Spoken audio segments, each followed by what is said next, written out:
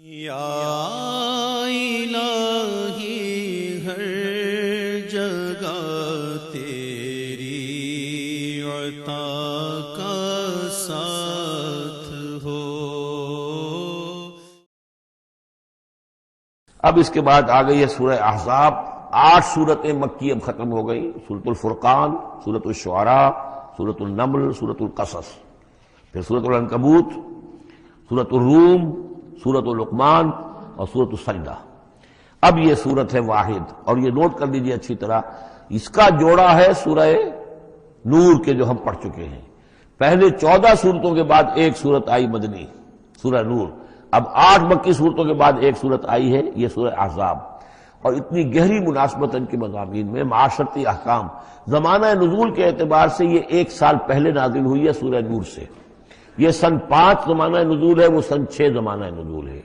چنانچہ جو معاشرتی احکام آئے ہیں ان میں بھی آپ کو یہ ترتیب ملے گی کہ پردے کے ابتدائی احکام اس صورت میں آئے ہیں، اور پردے کے ابتدائی احکام سے مراد کیا ہے؟ گھر سے باہر نکلتے ہوئے عورت کو کیا کرنا ہے، مسلمان عورت کو کیا کرنا ہے، گھر سے باہر کا پردہ کیا ہے۔ لیکن گھر کے اندر جو پردہ ہے، سطر ہے اس کا ذکر جو ہے وہ یہ سورہ نور کے اندر تھا جو ہم پڑھ چکے ہیں۔ اس کے محرم کون کون ہیں، گھر میں کون آ سکتا ہے، باقی سب جو ہے نامحرم۔ وہ گھروں میں ہمارا جو نظام بنا تھا کہ بیٹھک باہر ہوتی تھی، جو بھی مہمان آیا ہے، کوئی آیا باہر ٹھہرے گا، اندر نہیں جائے گا۔ باہر کا ایک مردانہ حصہ ہے مکان کا، پھر وہ ایک ڈیوڑی ہوتی تھی، ڈیوڑی میں سے اندر پھر زنانہ ہے۔ خواتین آئیں گی تو اندر جائیں گی، باقی مرد جو ہے وہ باہر ٹھہریں گے، اندر نہیں جائیں گے۔ ہمارے ہاں کی وہ مکس جو ہے وہ معاشرت نہیں تھی، مخلوط معاشرت نہیں تھی۔ تو اس میں یہ ہے کہ جو نامحرم ہے وہ وہاں رہیں گے، باہر بیٹھک میں بیٹھیں گے، اور جو محرم ہے وہ اندر جا سکتا ہے۔ اس جو گھر کی خاتون ہے، خاتون خانہ ہے، اس کا بھائی ہے، اس کا بھتیجا ہے، اس کا بھانجا ہے، اس کے والد ہیں، اس کا چچا ہے، وہ ہے، ٹھیک ہے، وہ محرم ہے، وہ گھر کے اندر جا سکتے ہیں۔ یہ سارے احکام اس میں دیے گئے۔ سورہ نور کا اور سورہ احزاب کا ایک فرق یہ ہے کہ سورہ احزاب میں اگرچہ جنگ کے معاملے میں کچھ تذکرہ تو ہے، لیکن کسی جنگ کا وہاں پر ذکر موجود نہیں ہے۔ خلافت قائم کرنے کا معاملہ ہے، وہ آیا ہے کہ خلافت اب قائم ہوگی، لیکن خلافت کے قیام کے لیے جو اصل ٹرننگ پوائنٹ تھا وہ جنگ احزاب تھی، غزوہ احزاب، اس کا ذکر جو ہے وہ سورہ احزاب میں ہے۔ تو اس طریقے سے یہ دونوں صورتیں باہم بہت ہی ایک دوسرے سے مشابہ ہیں، اور جیسا کہ میں نے عرض کیا تھا، آیت نمبر 35 وہاں کی عظیم ترین آیت ہے۔ اللہ نور السماوات والارض مثل نورہ کمشکاۃ فیہا مصباح المصباح فی زجاجہ، یہ جو آیت ہے پوری، وہ عظیم ترین آیت ہے ایمان کی حقیقت پر۔ اور ٹھیک 35ویں آیت اس صورت کے اندر ہے کہ جب وہ ایمان حقیقی دل میں پیدا ہو جاتا ہے تو انسان کی شخصیت میں کیا اوصاف پیدا ہوتے ہیں۔ وہ 10 اوصاف مردوں اور عورتوں کے ذمن میں دوہرا کر آئے ہیں، وہ اس سورہ مبارکہ میں نمبر 35 آیت وہی ہے۔ اس میں ایک خاص بات نوٹ کیجئے کہ اگرچہ اس کے جو 2 رکوع ہیں، دوسرا اور تیسرا، وہ ایک ہے اپنے مضمون میں، اور اس کے اندر غزوہ احزاب کا تذکرہ ہے۔ پہلا رکوع جو ہے وہ پھر چوتھے کے ساتھ جا کر ملے گا، جیسے کہ ہم نے دیکھا تھا سورہ توبہ کے اندر بھی کہ پہلا رکوع پھر چوتھے کے ساتھ جا کر ملتا تھا، اس کے مضامین جو ہے اس کے ساتھ ملتے تھے۔ درمیان میں جو ہے 2 رکوع آ گئے تھے کہ جو 1 سال پہلے نازل ہوئے، جو کہ یعنی فتح مکہ سے پہلے نازل ہوئے، لیکن اس کے بعد وہ جو نازل ہوئے ہیں سن 9 کے اندر، اس کے اندر جو ہے وہ پہلا رکوع کی 6 آیات، اور اس کے بعد پھر چوتھا اور 5واں رکوع ہے۔ بالکل وہی آپ کو ترتیب یہاں ملے گی، اس لیے کہ قرآن کا اسلوب یہ ہے کہ خاص جو موضوع ہوتا ہے کسی صورت کا، اس سے متعلق آیات کو پہلے نکال کر رکھ دیتے ہیں۔ جیسے سورہ انفال میں بھی ہم نے دیکھا، یسألونک عن الانفال قل الانفال للہ والرسول، اگرچہ وہاں پھر بات کو چھوڑ دیا گیا، پھر جا کر وہ صورت کے وسط میں مضمون آ رہا ہے۔ اس میں ایک خاص جو مضمون آیا ہے وہ یہ ہے کہ حضور صلی اللہ علیہ وسلم نے جو شادی کی حضرت زینب سے رضی اللہ تعالی عنہا، حالانکہ حضرت زینب جو ہے اس سے پہلے حضور ہی کی فرمائش پر ان کی شادی کی گئی تھی حضرت زید ابن حارثہ سے۔ زید ابن حارثہ رضی اللہ تعالیٰ عنہ حضور کے غلام تھے، اور حضور نے انہیں آزاد کر کے اپنا بیٹا بنا لیا تھا، تو محبت بہت تھی حضور کو حضرت زید ابن حارثہ سے۔ لیکن یہ ہے کہ ایک تو منہ بولا بیٹے کی کا قرآن میں نفی آ گئی کہ منہ بولے بیٹے کی کوئی حیثیت نہیں ہے، اسلام میں اس کی کوئی قانونی اور شریعت کے اندر اس کا کوئی مقام نہیں۔ بیٹا تو وہی ہے کہ جو آپ کے صلب سے ہے۔ دوسرے یہ کہ اب منہ بولے بیٹے کی بیوی جب حضرت زید نے طلاق دی تو آیا منہ بولے بیٹے کی بیوی سے کوئی شخص جو ہے وہ نکاح کر سکتا ہے؟ کیا وہ محرمات ابدیہ میں سے ہے؟ تو عرب میں رواج یہ تھا کہ چونکہ وہ منہ بولے بیٹے کو بھی سمجھتے تھے کہ جیسے اصلی بیٹا ہے، تو جیسے یہ کہ جو سلبی بیٹا ہے اس کی بیوی سے اگر اس نے طلاق دے دی ہو یا فرض کیجئے بیٹا فوت ہو گیا ہو، تب بھی یہ ہے کہ اس کی جو بیوی ہے، بیوہ ہے یا مطلقہ ہے، اس سے وہ شخص شادی نہیں کر سکتا، شوہر جو فوت ہو گیا ہے یا جس نے طلاق دی اس کا باپ۔ تو یہاں پر اس پہ بڑا طوفان اٹھا، بلکہ یہ کہ حضور کو خود اندیشہ تھا۔ حضور نے ایک طرح سے کہہ کے بہت کہہ سن کر حضرت زینب کو آمادہ کیا تھا کہ وہ شادی کر لیں۔ زینب جو ہے رضی اللہ تعالیٰ عنہ اونچے گھرانے کی، بنو ہاشم کی خاندان سے تعلق رکھنے والی، اور حضرت جو زید ابن حارثہ تھے ان پر غلامی کا داغ لگ چکا تھا۔ تو عرب کی ایک خاص جو ہے ان کے ہاں ایک سوچ تھی، ان کا ایک مزاج تھا، ان کی روایات تھیں، لیکن بہرحال حضرت زینب نے حضور کی فرمائش پر وہ نکاح کر لیا، لیکن یہ کہ ان میں نباہ نہیں ہو سکا۔ حضرت زینب انہیں ذہناً قبول نہیں کر سکی کہ یہ میرے برابر کا ہے یا میری اس کی حیثیت جو ہے وہ واقعی ایسی ہے، یعنی شوہر کو جس طرح آنکھوں پر بٹھانا چاہیے، شوہر سے جس طریقے سے اس کا ادب ہونا چاہیے وہ نہیں کر سکی حضرت زینب۔ لہذا حضرت زید بن حارثہ جو ہے متواتر کہتے رہتے تھے کہ حضور ہمارا معاملہ ٹھیک نہیں چل رہا ہے، مجھے اجازت دیجیے کہ میں ان کو طلاق دے دوں۔ حضور روکتے تھے کہ ایک تو میں نے اس کو کہہ سن کر شادی کروائی، وہ تو اس کے لیے آمادہ بھی نہیں تھی، نہ گھر والے آمادہ تھے، لیکن میرے کہنے سے شادی کر لی انہوں نے۔ اب یہ طلاق دیں گے تو طلاق کا داغ لگے گا ان کے اوپر اور صدمہ ہوگا، تو حضور روکتے رہے۔ لیکن شاید یہ بھی دل میں آپ کے خیال تھا کہ اگر خدا نہ خواستہ زید نے طلاق دے ہی دی تو پھر زینب کی دل جوئی اس کے بغیر ممکن نہیں ہوگی کہ میں خود پھر ان سے شادی کروں، لیکن میں کیسے شادی کروں گا جبکہ میں نے تو زید کو اپنا منہ بولا بیٹا بھی کہا تھا۔ تو اس حوالے سے تو سکینڈل بن جائے گا، اور پورے لوگ جو ہیں دشمن تو موجود ہیں، مارے آستین منافقین بھی موجود تھے، وہ اس کو ایک ایشو بنا لیں گے میرے خلاف۔ یہ ہے پس منظر جو پہلے رکوع میں آ رہا ہے۔ یا ایھا النبی اتق اللہ، اے نبی اللہ کا تقوی اختیار کیجئے، ولا تطع الکافرین والمنافقین، اور کافروں اور منافقوں کی باتیں نہ مانیے۔ میں آپ کو اطاعت امر صرف حکم دینے کو نہیں کہتے بلکہ مشورے کو بھی کہتے ہیں، اور اطاعت صرف کسی کا حکم ماننے کو نہیں کہتے، کسی کی بات کو وزن دینا، توجہ سے سننا، یہ بھی اس میں شامل ہے۔ وَلَا تُطِعِ الْكَافِرِينَ وَالْمُنَافِقِينَ، آپ ان کافروں اور منافقین کی بات کا دھیان نہ کریں۔ ان اللہ کان علیما حکیما، یقیناً اللہ تعالی علیم ہے اور حکیم ہے۔ وَاتَّبِعْ مَا یوحیٰ الیک من ربک، اور پیروی کیجئے اس کی کہ جو آپ کی طرف آپ کے رب کی طرف سے وحی کی جا رہی ہے۔ ان اللہ کان بما تعملون خبیرا، اور جو کچھ تم کرتے ہو اللہ اس سے واقف ہے۔ وتوکل علی اللہ، اور اللہ پر توکل کیجئے۔ وکفی باللہ وکیلا، اور اللہ ہے کافی ہے آپ کے توکل کے لیے، آپ کے لیے سہارا۔ یعنی یہ کہ آپ لوگوں کی جو پروپیگنڈا ہوگا اس کا اندیشہ ہے آپ کو، اس کا بالکل دھیان نہ کیجئے۔ ما جعل اللہ لرجل من قلبین فی جوفہ، اللہ تعالیٰ نے کسی انسان کے دل میں دو دل نہیں رکھے، کسی کے سینے میں، کسی کے پیٹ میں۔ یہاں پہ جوف جو ہے خالی جگہ کو کہتے ہیں، تو سینے کے اندر، کیونکہ یہ کیویٹی کہلاتی ہے، چیسٹ کیویٹی، اور پھر دوسری جو ہے ایبڈومینل کیویٹی ہے، تو اس میں دو دل نہیں رکھے ہیں، دل ایک ہی ہوتا ہے۔ اسی طریقے سے گویا کہ بات کہی جا رہی ہے، کہنے کو تو ہم کہہ دیتے ہیں کہ دل جو ہے اور ہمارے دل یکجا ہو گئے ہیں، دل سے دل مل گیا، رہتا تو دل ہی رہتا، ایک ہی رہتا ہے انسان کا اپنا دل۔ لیکن اسی طریقے سے کسی شخص کی دو مائیں نہیں ہوتی، ماں تو وہی ہوتی ہے جس نے اس کو جنا ہے، اور کسی شخص کا بیٹا جو ہے بیٹا وہی ہوتا ہے جو اس کی صلب سے پیدا ہوا ہو۔ باقی یہ ہے کہ منہ بولا بیٹا جو وہ بیٹا نہیں بن جاتا۔ وما جعل ازواجکم اللہ، اور نہیں اللہ نے بنایا ہے تمہاری ان بیویوں کو، اللہ تظاہرون منہن، کہ جن سے تم زہار کر بیٹھتے ہو۔ یہ زہار کا مضمون سورہ مجادلہ میں آئے گا۔ عربوں میں روایت یہ تھا کہ بہت ناراض ہو گئے، بیوی سے کہہ دیا تم تو میری ماں کی طرح ہو، گویا کہ اب یہ ہمیشہ کے لیے حرام ہو گئے۔ طلاق مغلظ کا بھی مغلظ در مغلظ طلاق ہو گئی، اب وہ کسی طرح بھی اس کے لیے اس سے کوئی تعلق رکھنا جائز نہیں ہے۔ تو یہ زہار جو ہے ماں بنا دیا، کہہ دیا کہ ماں بن گئی تو گویا کہ ماں بن گئی، لیکن اللہ تعالیٰ کے ہاں وہ ماں نہیں بنتی، ماں تو وہی ہے، جیسے کہ فرمایا وما جعل ازواجکم اللہ تظاہرون منہ امہاتہم، جن سے تم زہار کر بیٹھتے ہو، جنہیں تم یہ کہتے ہو کہ تم میری ماں کے مانند یا ماں کی پیٹھ کے مانند ہو میرے لیے، تو وہ اللہ تمہاری مائیں نہیں بن جاتی۔ وما جعل ادعیاءکم ابناءکم، نہ تمہارے منہ بولو بیٹوں کو اللہ تعالیٰ نے بیٹا بنایا ہے۔ ذالکم قولکم بافواہکم، یہ تو تمہاری منہ کی باتیں ہیں، منہ سے تم نے وہ جملہ کہہ دیا، تم تو میری ماں کی مانند ہو یا ماں کی پیٹھ کے مانند ہو، اور اسی طریقے سے کہہ دیا تم میرے بیٹے ہو، بیٹا تو وہی ہوگا۔ واللہ یقول الحق، اللہ تعالیٰ حق فرما رہا ہے، وہو یہدی السبیل، اور وہی سیدھے راستے کی طرف ہدایت دینے والا ہے۔ ادعوہم لآبائہم، لوگوں کو پکارا کرو ان کے باپوں کے ساتھ، باپوں کے نام کے ساتھ۔ چنانچہ یہ حکم ہے، اگر آپ نے کسی کو لے لیا ہے، کوئی اپنے بھتیجے کو، بھانجے کو، آپ کے ہاں اولاد نہیں ہے، تو بہت سے مسائل آ جاتے ہیں، لوگ کہتے ہیں کہ میں اپنا نام لکھوا دوں اس کے باپ کی جگہ تاکہ اس کو پتہ نہ چلے، چھوٹے سے بچے کو لے آئے تو اب وہ کیا کہے گا کہ یہ میرے اصل والدین نہیں ہیں، میرے والدین تو وہ تھے، بڑا ہو کر معلوم ہوگا۔ تو ایک یہی سمجھیے کہ سائیکولوجیکل شوق جو پہنچتا ہے، اس سے بچانے کے لیے بعض لوگ سوچتے ہیں کہ ہم اپنا ہی نام درج کروا دیں وہاں پر اور اس کا نام ولدیت اسی کی، لیکن نہیں، یہ حرام مطلق ہے۔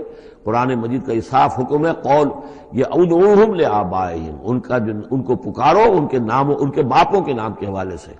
اسی لیے پہلے حضرت زید کو لوگ کہتے تھے زید ابن محمد، اس لیے کہ حضور نے انہیں اپنا بنایا ہوا تھا متبنہ اور منہ بولا بیٹا۔ یہ آیتیں جب نازل ہوئی تو پھر اب وہ رہ گئے زید ابن حارثہ، دوبارہ وہ زید ابن محمد اب نہیں رہے۔ ادعوہم لآبائہم هو اقسط عند اللہ، یہی زیادہ مبنی بر انصاف ہے اللہ کے نزدیک۔ فإن لم تعلموا آباءهم فإخوانكم في الدين، اور اگر تم جانتے نہیں ان کے باپ کو، کہیں کوئی بچہ جو ہے، چھوٹا سا بچہ کہیں مل گیا ہے، معلوم نہیں، نہ اس کو ہوش تھا، ایسا ہوا ہے، پارٹیشن کے وقت بہت ہوا ہے، پوری گاڑی جو ہے آ رہی تھی، سب کے سب جو ہے وہ قتل کر دیے گئے، کوئی بچہ کہیں پر زندہ مل گیا ہے، اور ایسے لوگ، ان سے ملاقات بھی ہوئی ہے ایک صاحب سے لاہور میں، اب ان کو کسی نے لے کر پال لیا ہے، ٹھیک ہے، لیکن یہ کہ اگر اب معلوم نہیں کہ ان کے باپ کا نام کیا ہے، کوئی نہیں جانتا، نہیں ہے، اگر تم اس کے باپ کا نام نہیں جانتے، فَإِن لَمْ تَعْلَمُوا آبَاءَهُمْ فَإِخْوَانُكُمْ فِي الدِّينِ وَمَوَالِيكُمْ، وہ تمہارے دینی بھائی شمار ہوں گے اور وہ تمہارے رفیق ہیں، تمہارے موالی ہیں۔ وَلَيْسَ عَلَيْكُمْ جُنَاحٌ فِيمَا أَخْطَأْتُمْ بِهِ، لیکن جو کوئی تم سے اب تک کوئی غلطی ہو گئی ہے یا غلطی ہو جائے تو اللہ تعالیٰ تمہیں پکڑے گا نہیں۔ وَلَكِن مَا تَعَمَّدَتْ قُلُوبُكُمْ، لیکن جو بھی کچھ تم اپنے دلوں سے پورے ارادے کے ساتھ کرو گے تو اس پر یقیناً اللہ تعالیٰ جو ہے حساب لے گا۔ وَكَانَ اللَّهُ غَفُورًا رَحِيمًا، اور یقیناً اللہ غفور اور رحیم ہے، بخشنے والا اور مہربان۔ النبی اولیٰ بالمؤمنین من انفسہم، یقیناً نبی جو ہے اہل ایمان کے لیے ان کی اپنی جانوں سے زیادہ محبوب ہونا چاہیے، زیادہ جو ہے حقدار ہے کہ وہ اپنی جانوں سے زیادہ حضور کی جان کی فکر کریں، حضور کی جان سے محبت رکھیں۔ وَأَزْوَاجُهُ أُمَّهَاتُهُمْ، اس میں یہ ہے کہ یہاں پر یوں سمجھیے کہ گویا کہ محذوف یہ ہے کہ وَهُوَ أَبٌ لَهُمْ، یعنی حضور جو ہے، رسول جو ہے وہ ان کے لیے بمنزلہ باپ ہے۔ اس کے لیے ایک حدیث بھی موجود ہے کہ میرا مقام تم سب کے والد کی حیثیت سے، جیسے کہ فرمایا گیا ازواجہ امہاتہم، ابھی آ رہا ہے کہ اس کی جو بیویاں ہیں نبی کی، وہ تمام مسلمانوں کی مائیں ہیں۔ اسی لیے ہم ام المومنین حضرت عائشہ، ام المومنین حضرت خدیجہ الکبریٰ، ام المومنین حضرت صفیہ، تو یہ تمام جو ہے صفیہ ہیں، تو یہ سب کی سب جو ہے ام المومنین ہیں۔ تو النبی اولیٰ بالمؤمنین من انفسہم وہو اب لہم، ان کے لیے باپ کے درجے میں ہے۔ بلکہ یہ کہ یہ بعض جو ابتدائی قاری تھے وہ تو اس کے ساتھ پڑھتے بھی تھے اس کو۔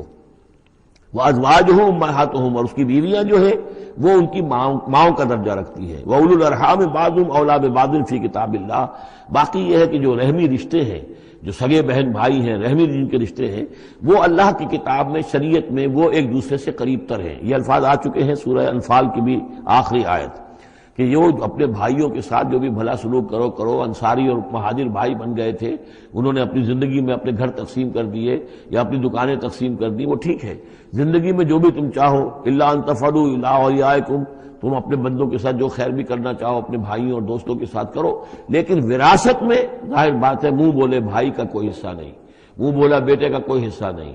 اور وہ جو بنا دیے گئے تھے انصاری اور مہاجر آپس میں بھائی، وہ بھائی چارہ جو ہے وہ بھی وراثت کے اندر نہیں چلے گا، وراثت جو ہے وہ تو جو اصل رحمی رشتے ہیں انہی میں ہے۔ وَأُولُو الْأَرْحَامِ بَعْضُهُمْ أَوْلَىٰ بِبَعْضٍ فِي كِتَابِ اللَّهِ مِنَ الْمُؤْمِنِينَ وَالْمُهَاجِرِينَ، اہل ایمان اور مہاجرین، ان سب کا معاملہ یہی ہے۔ إِلَّا أَن تَفْعَلُوا إِلَىٰ أَوْلِيَائِكُمْ مَعْرُوفًا، ہاں تم اپنے دوستوں کے ساتھ کوئی نیک سلوک کرو، بھلائی کرو، ان کو کچھ اپنے زندگی کے اندر تم اگر کچھ ہبہ کرنا چاہتے ہو ہبہ کر سکتے ہو، یہ سارے کام ہو سکتے ہیں، لیکن قانون اور شریعت اور وراثت اس میں ان کا کوئی حصہ نہیں۔ کان ذالک فی الکتاب مستورا، یہ تمام چیزیں جو ہے کتاب میں پہلے سے لکھی ہوئی ہیں، اس لیے بھی کہ یہ چیزیں جو آ چکی ہیں، اول تو یہ کہ تورات میں بھی ہوں گی، لیکن سورہ نساء میں بھی یہ باتیں آ چکی ہیں، اسی طریقے سے سورہ انفال میں بھی آ چکی ہیں۔ وَإِذْ أَخَذْنَا مِنَ النَّبِيِّينَ مِيثَاقَهُمْ، اور ذرا یاد کرو جب کہ ہم نے لیا تھا انبیاء سے ایک میثاق، یہ آل عمران میں ہم پڑھ چکے ہیں، 81 اور 82 نمبر 81 82 آیات ہیں یہ، اس میں ہم نے میثاق لیا تھا، میثاق النبیین ومنک ومن نوح، آپ سے بھی لیا تھا اور نوح سے بھی لیا تھا، وابراہیم وموسیٰ وعیسیٰ ابن مریم، اور ابراہیم سے اور موسیٰ سے اور عیسیٰ ابن مریم سے، واخذنا منہم میثاقا غلیظا، اور ان سب سے ہم نے بڑا گہرا قول و قرار لیا تھا، میثاق لیا تھا۔ یہ ذکر ہو چکا ہے سورہ آل عمران میں۔ اور یہاں بھی نوٹ کیجئے، اگر ہم یہ نہ مانیں کہ یہ ارواح کا معاملہ ایک علیحدہ وجود ہے اور یہ پہلے پیدا کر دیے گئے تھے، تو میثاق کب لیا گیا؟ ان سب کو کیسے جمع کیا گیا؟ وہ تو ایک میثاق الست جو ہے تمام ارواح سے لیا گیا، الست بربکم۔ پھر ان میں سے جو وہ تھے جنہیں نبوت ملنے والی تھی، روح محمدی بھی موجود تھی اور روح ابراہیم بھی تھی، روح عیسیٰ بھی تھی، یہ ساری ارواح تھی، ان سے پھر ایک ایڈیشنل جو میثاق لیا گیا۔ وہ ظاہر بات ہے کہ جب تک کہ آپ روحانی وجود کا علیحدہ سے ہونا اس کو تسلیم نہیں کرتے تو قرآن مجید کے یہ سارے مضامین جو ہیں پھر کہیں گے استعارہ ہے، تو استعارہ رہ جائے گا، پھر کوئی حقیقت ثابت نہیں رہے گی۔ لِيَسْأَلَ الصَّادِقِينَ عَنْ صِدْقِهِمْ، تاکہ اللہ تعالیٰ پوچھ لے سچوں سے ان کے سچ کے بارے میں، اور گویا کہ آگے محذوف ہے وَالْكَاذِبِينَ مِنْ كِذْبِهِمْ، اور جو جھوٹے ہیں ان سے ان کے جھوٹ کے بارے میں سوال کر لے، تاکہ اللہ تعالیٰ پوری طرح پوچھ گچھ کر لے سچوں سے ان کے سچ کے بارے میں۔ وَعَدَّ لِلْكَافِرِينَ عَذَابًا أَلِيمًا، اور یقیناً اس نے کافروں کے لیے ایک بہت دردناک عذاب تیار کیا ہوا ہے۔ یہ پہلا رکوع یہاں پر ختم ہو گیا، یہ 8 آیات کا ہے۔ اس کے بعد اب یہ مضمون چلے گا 2 رکوعوں کے بعد چل کر، دوسرے تیسرے کے بعد چوتھے رکوع کے ساتھ۔ ابھی یہ صرف اس کی تمہید ہے کہ اے نبی آپ ان کافروں کا اور منافقین کا کوئی اسکینڈل بن جائے گا، کوئی یہ ہو جائے گا، کوئی وہ ہو جائے گا، اس کو اپنے ذہن سے بالکل نکال دیجئے، جو اللہ کا حکم ہے اس کے اوپر عمل کیجئے۔ آپ کے لیے وہ نکاح کرنے میں قطعاً کوئی قباحت نہیں ہے، اور اللہ تعالیٰ نے تو گویا کہ آپ کو حکم دے دیا، اس لیے کہ وہ آ جائے گا کہ ہم نے تو وہ شادی آپ کی کر دی ہے، ہمارے حکم سے یہ حضرت زینب کے ساتھ آپ کا نکاح جو ہے طے پا چکا ہے۔ اس کے بعد 2 رکوع جو ہے ان میں ذکر ہو رہا ہے غزوہ احزاب کا۔ ہمارے پاس چند منٹ ہیں تو غزوہ احزاب کا جو تاریخی پس منظر ہے وہ میں بیان کر دیتا ہوں، باقی اس سے آگے ہم پڑھیں گے انشاءاللہ تعالی کل۔ یہ غزوہ ہوا ہے سن 5 میں، اور اس کے لیے جو ہے بڑا اہتمام ہوا ہے۔ سب سے پہلے تو یہ کہ بنو نذیر جو نکال دیے گئے تھے مدینے سے، اور وہ پھر جا کر خیبر وغیرہ میں آباد ہو گئے تھے، اب انہیں مدینے کی یاد آتی تھی، انہیں ستاتی تھی یاد مدینے کی، وہ واپس آنا چاہتے تھے، وہ چاہتے تھے کہ مسلمانوں سے انتقام لے۔ تو انہوں نے پھر یہ ہے، اور اس میں خاص طور پر وہ ابو عامر راہب جس کا تذکرہ ہم پڑھ چکے ہیں سورہ توبہ کے اندر، انہوں نے جو ہے بڑی محنت کر کے ایک طرف قریش کو آمادہ کیا کہ وہ حملہ کریں، دوسری طرف یہ ہے کہ جو نجد کے قبائل تھے غطفان وغیرہ ان کو آمادہ کیا۔ تو یہ ایک گویا سمجھیے کہ متحدہ محاذ بن کر ایک گرینڈ آرمی جو ہے وہ آئی، 12,000 کی فوج، جو عرب میں یوں سمجھیے کہ یہ کوئی انہونی سی بات تھی کہ کوئی اتنی بھی قوت، وہ شمال سے بھی آئے، جنوب سے بھی آئے، اور مغرب سے بھی آئے، مشرق سے بھی آئے۔ اس کا نقشہ تو بعد میں جب ہم پڑھیں گے تو کھل جائے گا۔ اب انہوں نے آ کر گھیر لیا مدینے کو، محاصرہ کر کے پڑ گئے۔ اتنی بڑی فوج حضور کے پاس کل اس وقت جو تعداد بنتی تھی 3,000 کی تھی مدینے کے اندر، جن میں کہ منافقین بھی تھے۔ اور دوسری یہ کہ عقب میں وہ بنو قریظہ بھی موجود تھے، ایک قبیلہ بڑے طاقتور قبیلہ تھا، بڑا قبیلہ تھا، ان کی گڑھیاں تھیں، ان کے قلعے تھے، وہ موجود تھے۔ اب پیچھے وہ موجود ہیں، اندیشہ ہے کہ کہیں وہ غداری کریں، جیسے کہ اس سے پہلے بنو قینقاع نے کی یا بنو نذیر نے کی، اس وقت وہ غداری کریں گے۔ اور اس کی خبریں بھی مل گئی تھی کہ سلسلہ جنبانی ہو چکا ہے اور باہر سے وہ لشکر آ گیا ہے۔ 2 طرف مدینے کے حرات ہیں، چٹانیں ہیں لاوے کی، سیاہ پتھر ہیں اور چکنے ہیں، ان کے اوپر نہ اونٹ چل سکتا ہے اور نہ گھوڑا دوڑ سکتا ہے۔ تو وہ جو حرات ہیں مدینے کے 2 طرف، وہ تو گویا کہ ایک اللہ تعالیٰ کی طرف سے ایک نیچرل پروٹیکشن جو ہے مدینہ کو ملی ہوئی ہے۔ اب 2 طرف جو رہ گئے تو اس میں پیچھے تھے یہ عقب میں جو ہے یہ بنو قریظہ کی گڑھیاں تھیں، اور سامنے کا علاقہ تھا کہ جہاں سے لشکر آ کر جو ہے انہوں نے جو حملہ کرنا تھا۔ تو پھر حضرت سلمان فارسی کے مشورے پر جب یہ مشورہ کیا حضور نے کہ اب اس طرح کیا کیا جائے، اتنا بڑی فوج آ گئی ہے، تو انہوں نے پھر بتایا کہ ہمارے ہاں یہ ایران میں یہ رواج ہے کہ جب اس طرح کی سچویشن ہو تو کھلے میدان میں جا کر لڑنے کی بجائے ہم خندق کھود لیتے ہیں، تاکہ اس خندق کے اندر سے ہو کر پھر یہ ہے کہ جو بھی چھلانگ مار کے آئے گا خندق میں سے اس کو عبور کر کے آئے گا تو ان کے ساتھ مقابلہ کرنا آسان ہے، ایک ایک کر کے آئیں گے، 10-10 آئیں گے، ایک دم پورا لشکر جو ہے دوڑ کر جو ہے کیولری ان کی جو ہے گھوڑے دوڑا کر تو نہیں آ سکتے۔ تو اس حوالے سے پھر خندق کھودی گئی۔ بہت ہی یعنی رسد کم تھا، فاقے لوگوں کو ہو رہے تھے، 2 3 دن کے کھانے کو کچھ نہیں ملا، سردی شدید تھی۔ اس موسم میں پھر طے ہوا کہ خندق کھودو، تو مسلمان خندق بھی کھود رہے تھے، اور اسی دوران یہ خبر بھی مل گئی کہ بنو قریظہ بھی بغاوت پر اور بدعہدی پر آمادہ ہیں۔ یعنی ہر اعتبار سے یہ سمجھ لیجئے کہ اللہ تعالیٰ نے اہل ایمان کے صبر اور امتحان کے لیے ایک بہت ہی سخت خوفناک صورت پیدا کر دی۔ اگرچہ اس کے بعد ہوا کیا، اس میں یہ ہے کہ ایک حضرت نعیم تھے ابو مسعود الاشجعی، نعیم بن ابن مسعود اشجعی، انہوں نے ایک بڑی تدبیر کی، حضور سے آ کر اجازت بھی دی۔ اشجعی قبیلے کے تھے، وہ باہر کے تھے، مدینے کے نہیں تھے، کہ حضور اگر آپ مجھے اجازت دیں تو میں ان کے مابین کچھ آپس میں بد اعتمادی پیدا کر دوں۔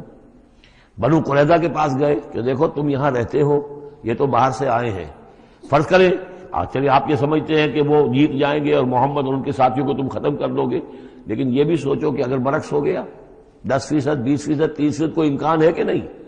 تو تم کیا کرو گے؟ تمہیں تو یہاں رہنا ہے، پھر محمد کے ساتھ پھر تمہارا معاملہ ہوگا، اور ہو سکتا ہے کہ وہ چھوڑ کر چلے جائیں پھر۔ تو تم ایسے کرو کہ ان سے مانگو کہ کچھ لوگ ہاسٹیجز تمہیں دیں اپنے، تاکہ ان کو یقین یہ رہے، تمہیں یقین رہے کہ وہ اپنے وعدے سے پھریں گے نہیں، جو بھی وعدہ انہوں نے کیا ہے تمہارے ساتھ مدد کرنے کا، اور تمہارا جو اندر سے تم مسلمانوں پر حملہ کرو گے تو جو کچھ بھی ان کے وعدے وہ پورے کریں گے۔ انہوں نے کہا بات تو ٹھیک ہے، یہ نعیم جو کہہ رہا ہے یہ بات صحیح ہے۔ تو انہوں نے وہ مطالبہ کیا ان سے، قریش سے، اور وہ جو لشکر باہر پڑے ہوئے تھے 12,000 کے، کہ آپ اپنے کچھ آدمی ہمارے پاس بھیجیے تاکہ ہمیں اعتماد رہے، ہمارے پاس وہ رہیں گے ہاسٹیجز کی حیثیت سے، کہ ہمیں یقین رہے کہ آپ اپنی بات پوری کریں گے۔ ادھر سے جا کے ان سے کہا کہ وہ تم ان کے اوپر کیسے اعتماد کر رہے، وہ تو تمہارے اوپر اعتماد ہی نہیں کرتے، تم سے آدمی مانگ رہے ہیں۔ اور اس طریقے سے ان کے مابین جو ہے وہ ایک فرکشن پیدا کر دی، بد اعتمادی پیدا کر دی۔ ایک تو یہ تدبیر ہوئی، دوسرے یہ کہ سب سارے امتحان پورا ہو گیا اور دودھ کا دودھ پانی کا پانی جدا ہو گیا، اہل ایمان بھی ثابت ہو گئے، ثابت قدم یہ لوگ ہیں، اور منافقین کا بھی جو خب سے باطن تھا ان کی زبانوں پر آ گیا، اور معلوم ہو گیا کہ ان کے دلوں کے اندر نفاق ہے۔ پھر اللہ تعالیٰ نے ایک تیز آندھی بھیجی، وہ آندھی ایسی آئی، جھکڑ ایسا آیا کہ وہ لشکر جو تھا اس کے خیمے اڑ گئے، جہاں دیگیں چڑھی ہوئی تھی چولہوں کے اوپر آگ لگ گئی، اور اس سے ایک افراتفری پیدا ہوئی جس کے نتیجے میں وہ لشکر انہوں نے وہاں سے کیمپ اٹھایا اور چلے گئے۔ باقاعدہ کوئی بڑی لڑائی کی کوئی شکل پیدا ہی نہیں ہوئی، لیکن اللہ نے بس امتحان جو ہے ایک شدید مسلمانوں کا لے لیا۔ یا ایھا الذین آمنوا اذکروا نعمت اللہ علیکم اذ جاءتکم جنود علیہم ریحا وجنودا لم تروها وکان اللہ بما تعملون بصیرا۔ صدق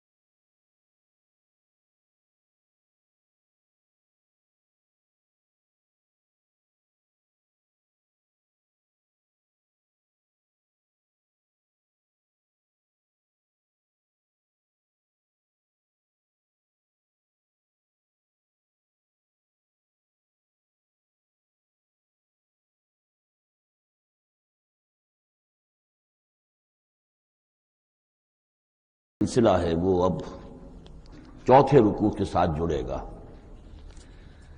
درمیان میں جو 2 رکوع آئے ہیں، دوسرا اور تیسرا، یہ دونوں غزوہ احزاب کے ضمن میں ہیں۔ غزوہ احزاب کا بھی جو کچھ مختصر سا تاریخی پس منظر اور اس کے حالات میں آپ کو بتا چکا ہوں کہ اللہ تعالیٰ نے ایسی سچویشن پیدا فرما دی کہ جس میں مسلمانوں کے لیے شدید ترین اور سخت ترین امتحان ہو گیا۔ جو میرا اپنا اندازہ ہے واللہ عالم، ذاتی اعتبار سے جس قدر شدید معاملہ حضور کے ساتھ ہوا ہے طائف میں، ذاتی اعتبار سے ظاہر بات ہے کہ وہاں شخصاً آپ پر ہوئی زیادتی جو ہوئی ہے، اور ایک بہت بڑا امتحان اجتماعی سطح پر مسلمانوں کے لیے اسی شدت کا امتحان اور اسی درجے کی آزمائش جو ہے وہ غزوہ احزاب کے موقع پر آئی ہے۔ 12,000 کا لشکر آ کر مدینے کو گھیر کر پڑ گیا ہے، اور یہ کہ مدینے میں نہ صرف یہ کہ کل نفری 3,000 کی ہے جس میں منافقین بھی ہیں، پھر یہ کہ ان کی پشت پر وہ ایک قبیلہ جو ہے یہود کا بنو قریظہ، ابھی تک اس نے بدعہدی نہیں کی تھی لیکن اب پورا اندیشہ تھا کہ بدعہدی کرے گا، اور وہ چنانچہ اسی محاصرے کے دوران میں اس نے بدعہدی کی بھی، اور ان کی سلسلہ جنبانی ہو بھی گئی تھی باہر سے آنے والے جو حملہ آور تھے ان کے ساتھ۔ بہرحال اس صورتحال میں جبکہ رسد کی بہت کمی تھی، شدید قحط کی کیفیت تھی، شدید سردی کا موسم ہے، سردی میں ویسے بھی انسان کو غذا کی زیادہ ضرورت ہوتی ہے، اس حال میں پھر خندق کھودنی پڑی مسلمانوں کو۔ تو یوں سمجھیے کہ جو شدید ترین امتحان ہو سکتا تھا وہ اللہ نے لے لیا، جس کا نتیجہ کیا نکلا؟ جو منافق اپنے دلوں میں نفاق کو چھپائے ہوئے تھے وہ نفاق ظاہر ہو گیا، ان کی زبانوں پر آ گیا، اور یہی اصل میں آزمائش کا اصل مقصود ہے، لیمیز الخبیث من الطیب، کہ اللہ تعالیٰ خبیث کو اور طیب کو علیحدہ علیحدہ کر دے، ممیز کر دے، جیسا کہ سورہ عنکبوت کے ہم نے پہلے رکوع میں 2 مرتبہ وَلَيَعْلَمَنَّ اللَّهُ الَّذِينَ صَدَقُوا وَلَيَعْلَمَنَّ الْكَاذِبِينَ وَلَيَعْلَمَنَّ الَّذِينَ آمَنُوا وَلَيَعْلَمَنَّ الْمُنَافِقِينَ، اللہ تعالیٰ واضح کر دے گا، کھول کر رکھ دے گا کہ کون ہے سچے اور کون ہے جھوٹے، یعنی کون ہے حقیقتاً مومن اور کون ہے منافق۔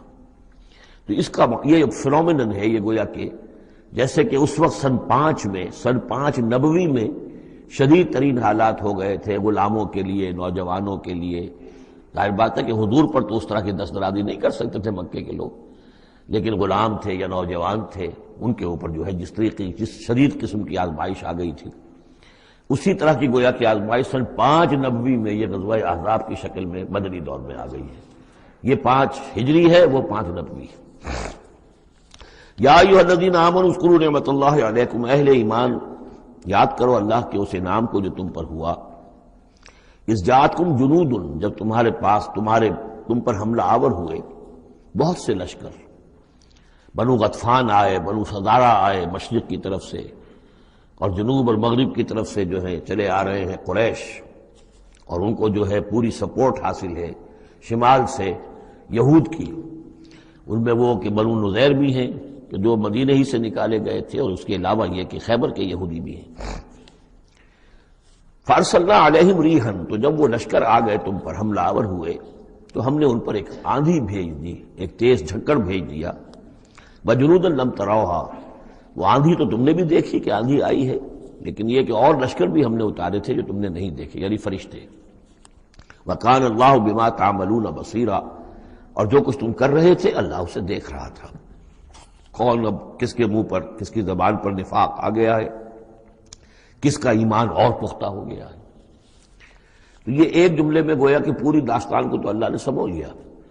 20-25 دن تک محاصرہ رہا، اکا دکا مبارزت ہوئی، عمرو بن عبد ود آیا، تو ان کا بہت ہی پورے عرب کا معنی ہوا جو ہے، وہ شہ سوار بھی تھا اور بہت بڑا وہ لڑاکا آدمی، 90 برس کی عمر، لیکن یہ کہ اس کے مقابلے میں آنے کی کوئی جرت نہیں کرتا تھا۔ جب وہ آیا ہے اور اس نے اپنے گھوڑے کو وہ ایڑ لگائی ہے کہ چھلانگ مار کر پوری جو تھی وہ خندق اس کو پار کر کے آ گیا، اور اکیلا ادھر آ کے کھڑا ہو گیا کہ آؤ کوئی ہے تمہارا مقابلہ وہ جو مجھ سے کر سکے۔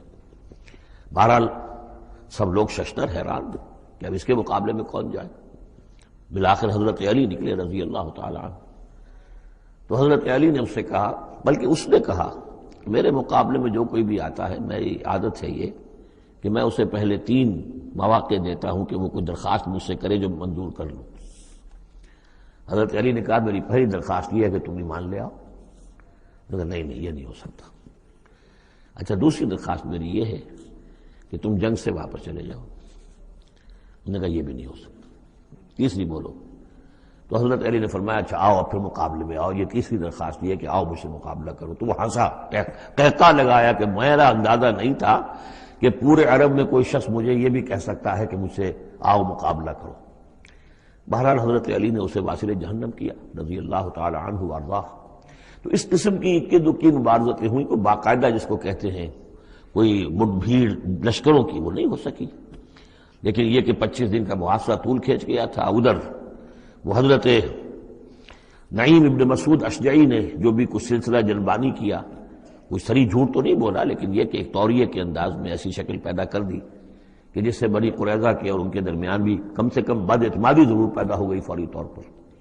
پھر وہ آندھی آئی شدید، اور اللہ نے جو فرشتے بھیجے انہوں نے کیا کیا یہ ہمیں نہیں معلوم، کیا شکل اختیار کی، کہ بہرحال وہ سب کے سب اپنے پڑاؤ اٹھا کر اور چلے گئے۔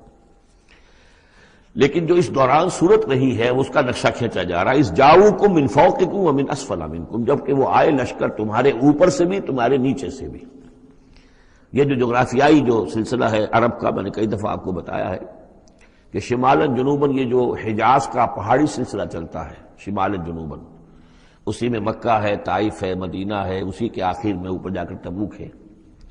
تو اس پہاڑی سلسلے اور ساحل کے درمیان ایک میدان ہے، یہ تہامہ کہلاتا ہے، تہامہ نیچے ہے، بہرحال میدان ہے وہ تو، اور پہاڑی سلسلہ آیا۔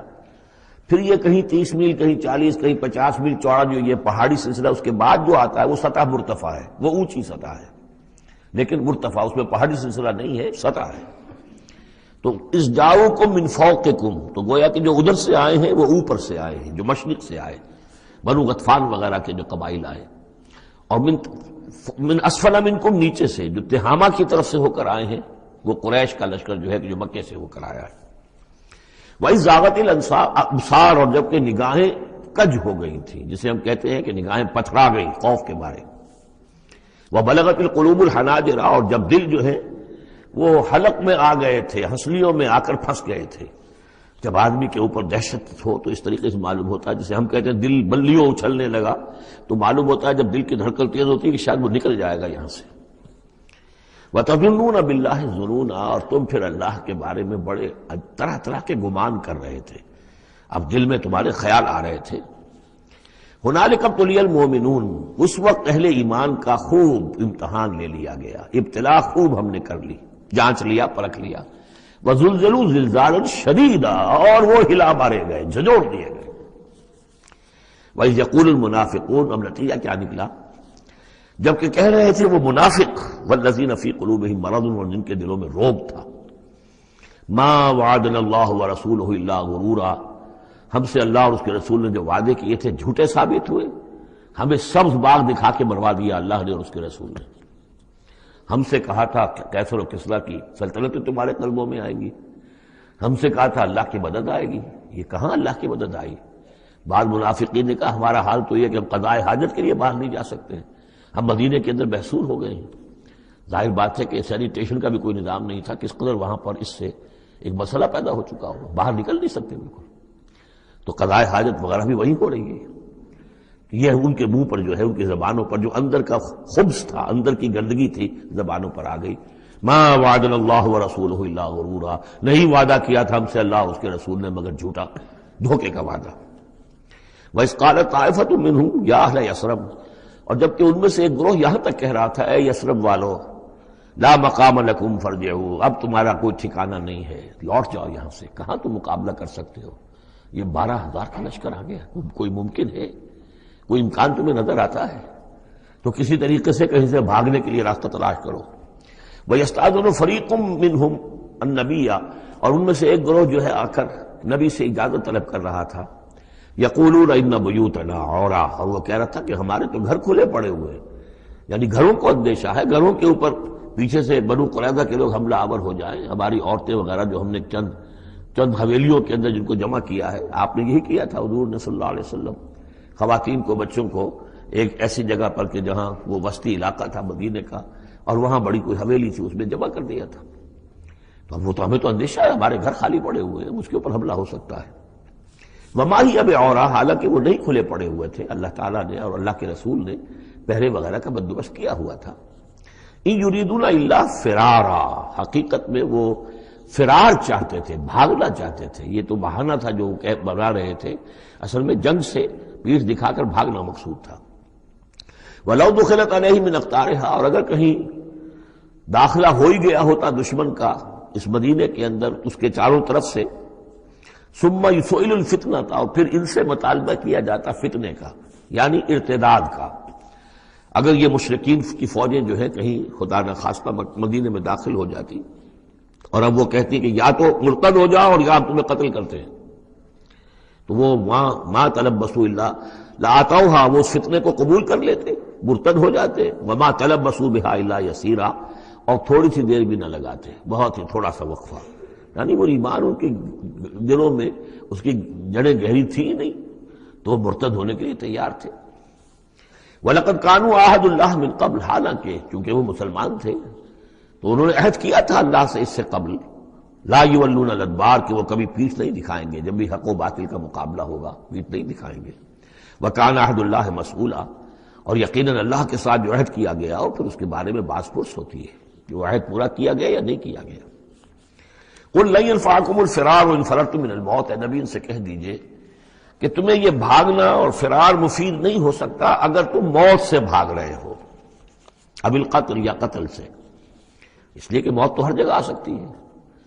وَإِذًا لَّا تُمَتَّعُونَ إِلَّا قَلِيلًا، اور آج موت نہ آئی، فرض کیجئے اس موقع پر نہ آئی، تب بھی آخر دنیا میں کوئی سامان رسنے بسنے کا جو ہے رہنے کا وہ آخر لامحدود تو نہیں ہے۔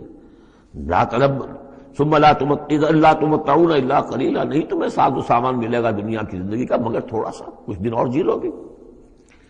قل من ذا الذی یعصمکم من اللہ، ان سے پوچھئے کون ہے وہ جو تمہیں اللہ سے بچا سکے، ان اراد بکم سوءا، اگر اللہ ہی نے فیصلہ کر لیا ہو تمہارے بارے میں کسی بری چیز کا، او اراد بکم رحمہ، اور اگر اللہ نے رحمت کا فیصلہ کیا ہو تو کون ہے جو اس کی رحمت کے آڑے آ سکے۔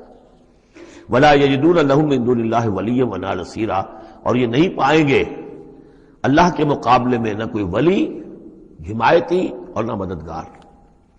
قَدْ يَعْلَمُ اللَّهُ الْمُعَوِّقِينَ مِنكُمْ، تم میں سے اے نام نہاد مسلمانوں، اے منافقوں، ہمیں خوب معلوم ہے، اللہ کو خوب معلوم ہے کہ کون ان میں سے روکتے ہیں دوسروں کو کہ مت جاؤ، محاذ پر مت جاؤ۔ جیسا کہ میں بتا چکا ہوں کہ دو طرف تو حرات تھے، ادھر سے حفاظت تھی، پیچھے بنو قریظہ تھے، چونکہ وہ معاہد تھے، ان سے معاہدہ تو موجود تھا، لہذا اس اعتبار سے بظاہر وہ بھی محفوظ تھا، ادھر سے حملہ نہیں ہو سکتا تھا، اگرچہ اندیشہ ہر وقت تھا کہ کبھی وہ بھی دغا دیں تو پھر یہ ہے کہ چکی کے دو پارٹوں کے درمیان مسلمان آ جائیں گے۔ لیکن جو سامنے کا علاقہ تھا وہاں وہ خندق جو ہے کھود دی گئی، اور خندق سے ادھر جو ہے وہ مسلمان مورچہ لگا کے بیٹھے ہوئے، تو اب اس جو بھی وہ محاذ بنتا تھا اس پر کوئی نہیں جاتا تھا، روکتے تھے ادھر مت جاؤ، کہاں جا رہے ہو۔ قد یعلم اللہ المعوقین منکم، تم میں سے جو لوگ روکتے ہیں دوسروں کو، والقائلین لاخوانہم ہلم الینا، اور جو کہتے ہیں اپنے بھائیوں سے آؤ ہماری طرف آؤ، گھروں میں گھس جاؤ، چھپ جاؤ، تمہارا جو ہے کہیں نام و نشان نہ رہے، کہاں جا رہے ہو موت کے منہ میں۔ ولا یاتون الباس الا قلیلا، اور وہ نہیں آتے، حاضر نہیں ہوتے جنگ میں، یعنی میدان جنگ میں جہاں پر کہ فوجوں کا پڑاؤ ہے، آمنے سامنے کا معاملہ، مگر کبھی کسی وقت۔ شاذ اشیحتن علیکم، اے مسلمانوں یہ تمہارے حق میں بہت بخیل ہے، کوئی خیر نہیں چاہتے تمہارے لیے، یہ خیر خواہ نہیں ہے، تمہارے بدخواہ ہے۔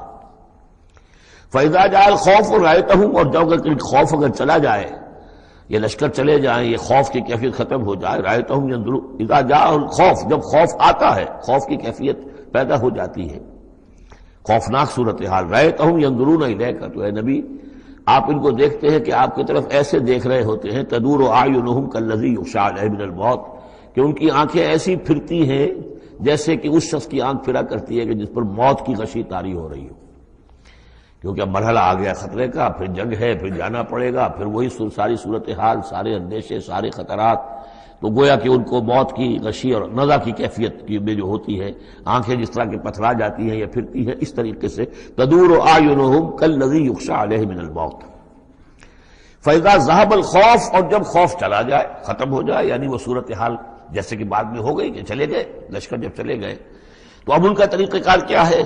وَإِذَا ذَهَبَ الْخَوْفُ سَلَقُوكُمْ بِأَلْسِنَةٍ حِدَادٍ، اب وہ تم پر پل پڑتے ہیں اپنی لوہے کی زبانوں کے ساتھ، یعنی زبانیں قینچیوں کی طرح چلنی شروع ہو جاتی ہیں، مسلمانوں پر تنقید بھی ہے، اپنے ایمان کا اظہار بھی ہے، چرب زبانی بھی ہے، تو حداد لوہے کی جیسے کی زبانیں لوہے کی ہوں، تو ہمارے محاورے میں قینچی کی طرح زبان کا چلنا۔ سلق جو ہے عربی محاورے میں، عربی لغت میں آتا ہے بسطن بقہر اما بالید او باللسان، کسی کے پر حملہ آور ہونا یا ہاتھ سے یا زبان سے۔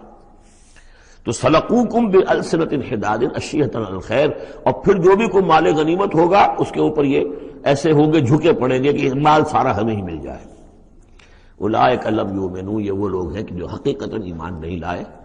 فأحبط اللہ اعمالہم، تو اے نبی انہوں نے اس کیفیت میں جو بھی کوئی نیکیاں کی ہیں، بظاہر نیکیاں، آپ کے امامت میں نمازیں بھی تو پڑھی ہیں نا انہوں نے، آخر مدینہ منورہ میں وہ نمازیں پڑھتے تھے منافق، کس کی امامت میں؟ محمد رسول اللہ کی امامت میں، کس مسجد میں؟ مسجد نبوی میں، لیکن ان کے سارے اعمال حبط ہو گئے. فأحبط اللہ اعمالہم، اللہ نے ان کے تمام اعمال اکارت کر دیے. وکان ذلک علی اللہ یسیرا، اور یہ چیز اللہ پر بہت آسان ہے. یحسبون الاحزاب لم یذهبوا، جبکہ یہ جا چکے ہیں لشکر، ان کا حال یہ ہے کہ ان کے اوپر ابھی تک خوف طاری ہے. جیسے ہوتا ہے کہ کسی بڑے حادثے کے بعد بھی بہت دیر تک اعصاب کے اوپر جو ہے وہ ایک طرح کی کپ کپی طاری رہتی ہے، انسان کے سنسناہٹ سی رہتی ہے، اتنا بڑا حادثہ ہوا ہے. یحسبون الاحزاب لم یذهبوا، یہ سمجھتے ہیں کہ وہ گئے نہیں ہیں، کہیں ادھر چھپ گئے ہوں، کہیں پھر دوبارہ آ رہے ہوں، کہیں حملہ دوبارہ تو نہیں کر رہے ہیں، یہ کوئی ان کے ٹیکٹیکل موو تو نہیں تھی کہ ذرا پیچھے ہٹ کے پھر حملہ آور کریں. یحسبون الاحزاب لم یذهبوا، یہ سمجھتے ہیں کہ وہ لشکر گئے نہیں ہیں. وَإِن یأتی الاحزاب، اور اگر کہیں دوبارہ وہ لشکر جو ہیں، وہ فوجیں جو ہیں دوبارہ کہیں حملہ آور ہو جائیں، یودوا لو انہم بادون فی الاعراب، تو ان کی بڑی خواہش ہوگی کاش کہ ہم مدینے کو چھوڑ کر کہیں ریگستانوں میں چلے گئے ہوتے، اور کہیں نخلستانوں میں جا کر آراب کی حیثیت کے ساتھ ہم ان کے ساتھ چلے گئے ہوتے، بادیہ نشینوں کے پاس. یسألونک عن انبائکم، اور وہاں سے اے مسلمانوں تمہاری خبریں معلوم کرتے رہتے. اب کیا ہوا؟ اونٹ کس کروٹ بیٹھا؟ وَلَوْ كَانُوا فِيكُمْ مَا قَاتَلُوا إِلَّا قَلِيلًا، اور اگر یہ تمہارے درمیان موجود بھی رہے تو قتال میں تو حصہ نہیں وہ لیتے مگر شاس دکھانے کے لیے، کھانا پوری جسے ہم کہتے ہیں. اب ایک کردار تو یہ ہے جو سامنے آ گیا. دوسرا کردار کیا ہے؟ لَقَدْ كَانَ لَكُمْ فِي رَسُولِ اللَّهِ أُسْوَةٌ حَسَنَةٌ. دوسرے کردار کا جو دوسری تصویر ہے، اس کا جو خورشید ہے، سورج ہے، وہ محمد رسول اللہ کا کردار ہے. فرمایا اے مسلمانوں تمہارے لیے اللہ کے رسول میں ایک اسوہ ہے، نمونہ ہے، بہترین نمونہ. اب یہ بات نوٹ کرنے کی ہے کہ یہ آیت ہمارے ہاں سیرت کی تقاریر ہوں، کوئی میلاد کی محفلیں ہوں، کوئی وعظ ہو تو اس میں بہت پڑھی جاتی ہے یہ آیت اسوہ حسنہ. لیکن عام طور پر ہمارے ہاں اسوہ حسنہ کیا ہے؟ چھوٹی چھوٹی سنتیں، ان کا تذکرہ ہوگا. مسواک کرنا بھی اسوہ ہے، ٹھیک ہے. اسی طریقے سے اور سنتیں ہیں. مسجد میں داخل ہو تو داہنا پاؤں آگے آنا چاہیے، بایاں نہیں، ٹھیک ہے، ہونا چاہیے، ایک شخص کو کرنا چاہیے، اہتمام کرنا چاہیے. حضور کا یہی معمول تھا. یہ سب بھی اسوے میں شامل ہے. اصل اسوہ یہ ہے کفر کے مقابلے میں جان ہتھیلی پر رکھ کر میدان میں آنا. یہ ہے اسوہ. یہ اسوہ ہماری نگاہوں سے اوجھل. محمد رسول اللہ کا مثالی کردار کس اعتبار سے؟ جب بھوک تھی شدید، حضور کو بھی بھوک تھی اور فاقہ تھا. جب صحابہ نے آ کے شکایت کی کہ حضور ناقابل برداشت ہو گئی ہے یہ بھوک، دیکھیے ہم نے اپنے پیٹوں پر پتھر باندھے ہوئے تاکہ یہ کہ معدے کو وہ جو ہنگر کنٹریکشنز ہوتی ہیں وہ نہ ہو، اس کو کم سے کم جھوٹا ہی صحیح ایک دلاسا ہو کہ کچھ بوجھ ہے میرے اوپر، وہ بوجھ چاہے پتھر کا ہو، کھانے کا نہ ہو. یہ سب پتھر باندھے ہوئے، کمر دوہری نہ ہو جائے ہماری. حضور نے اپنا کرتا اٹھا کے دکھایا، وہاں 2 پتھر بندھے ہوئے. اور اسی حال میں جب صحابہ کدالیں چلا رہے ہیں، کھود رہے ہیں، تو حضور جو ہے اپنے کندھے پر بڑے بڑے پتھر اٹھا کر لے جا کر اور باہر پھینک رہے ہیں. اسی میں آپ شریک ہیں پوری طریقے سے. یہ ہے اسوہ. ایسا نہیں تھا کہ بس حضور تو کہیں ایک جگہ بیٹھے ہوں اور خیمہ لگا ہو اور مور چھل چلے جا رہے ہوں، سمجھے آپ، اور سب ٹھنڈی چھاؤں آپ کو فراہم کی گئی ہو اور باقی سب لوگ جو اس کام میں لگے ہوئے. یہ اسوہ ہے محمد کا صلی اللہ علیہ وسلم. لقد کان لکم فی رسول اللہ اسوۃ حسنہ. اسی کو میں کہا کرتا ہوں جدید اصطلاح میں ایک ہے میکرو اکنامکس اور ایک ہے مائکرو اکنامکس. تو مائکرو سنت کو تو لوگ جانتے ہیں، یہ سنت ہے، یہ سنت ہے. اس میں سے بعض کے بارے میں بڑے جھگڑے بھی ہیں، رفع یدین سنت ہے یا نہیں ہے، لیکن میں اس مسئلے پر نہیں جا رہا ہوں. لیکن میکرو سنت جو ہے، سب سے بڑی سنت جو ہے، وہ تو یہ ہے کہ وحی کے آغاز کے بعد سے لے کر 40 برس کی عمر کے بعد سے لے کر حضور نے ایک لحظہ، ایک منٹ معاش کی جد و جہد میں صرف نہیں کیا. پوری زندگی، پورا وقت، پوری توانائی، پوری قوت دعوت دین، اقامت دین، دین کی دعوت، دین کی اقامت اسی میں لگائی. کوئی جائیداد نہیں بنائی، کوئی کاروبار، حالانکہ اس سے پہلے آپ بہت کامیاب تاجر تھے، کاروبار کرتے تھے، لیکن جب یہ فرض منصبی آ گیا، یا ایھا المدثر قم فانذر وربک فکبر، اب یہی کام ہے، تو کچھ تو اس کی بھی پیروی کرنے کی کوشش کی جائے. اس درجے میں نہ صحیح، وہ عکس تو ہو. میکرو سنت جو ہے کسی درجے میں تو اپنی زندگی کے اندر اس کا عکس پیدا کیا جائے. ہاں اس کے ساتھ پھر چھوٹی چھوٹی سنتیں بھی ہو جاؤں تو کیا کہنے ہیں، پھر نور علی نور ہے. لیکن یہ اس میکرو سنت کا تو ہے ہی نہیں. اپنے تو ساری توانائی، ساری طاقت، سارا وقت دنیا بنانے میں، اور یہ کہ وہ مسواک کر لی تو سمجھا کہ میں نے تیر مار لیا، 100 شہیدوں کا ثواب مل گیا مجھے، میں نے مسواک کیے، میں نے برش نہیں کیا. اور بعض لوگ تو پھر مسواک اپنی جیب میں اس طرح رکھتے ہیں کہ جیسے قومی نشان ہمارا، یہ اس طریقے سے تاکہ معلوم ہو جائے کہ یہ شخص جو ہے سنت رسول کا یہ جو ہے پابندی کرنے والا ہے. تو لقد کان لکم فی رسول اللہ اسوۃ حسنۃ لمن کان یرجو اللہ والیوم الآخر. بڑی اہم آیت ہے یہ.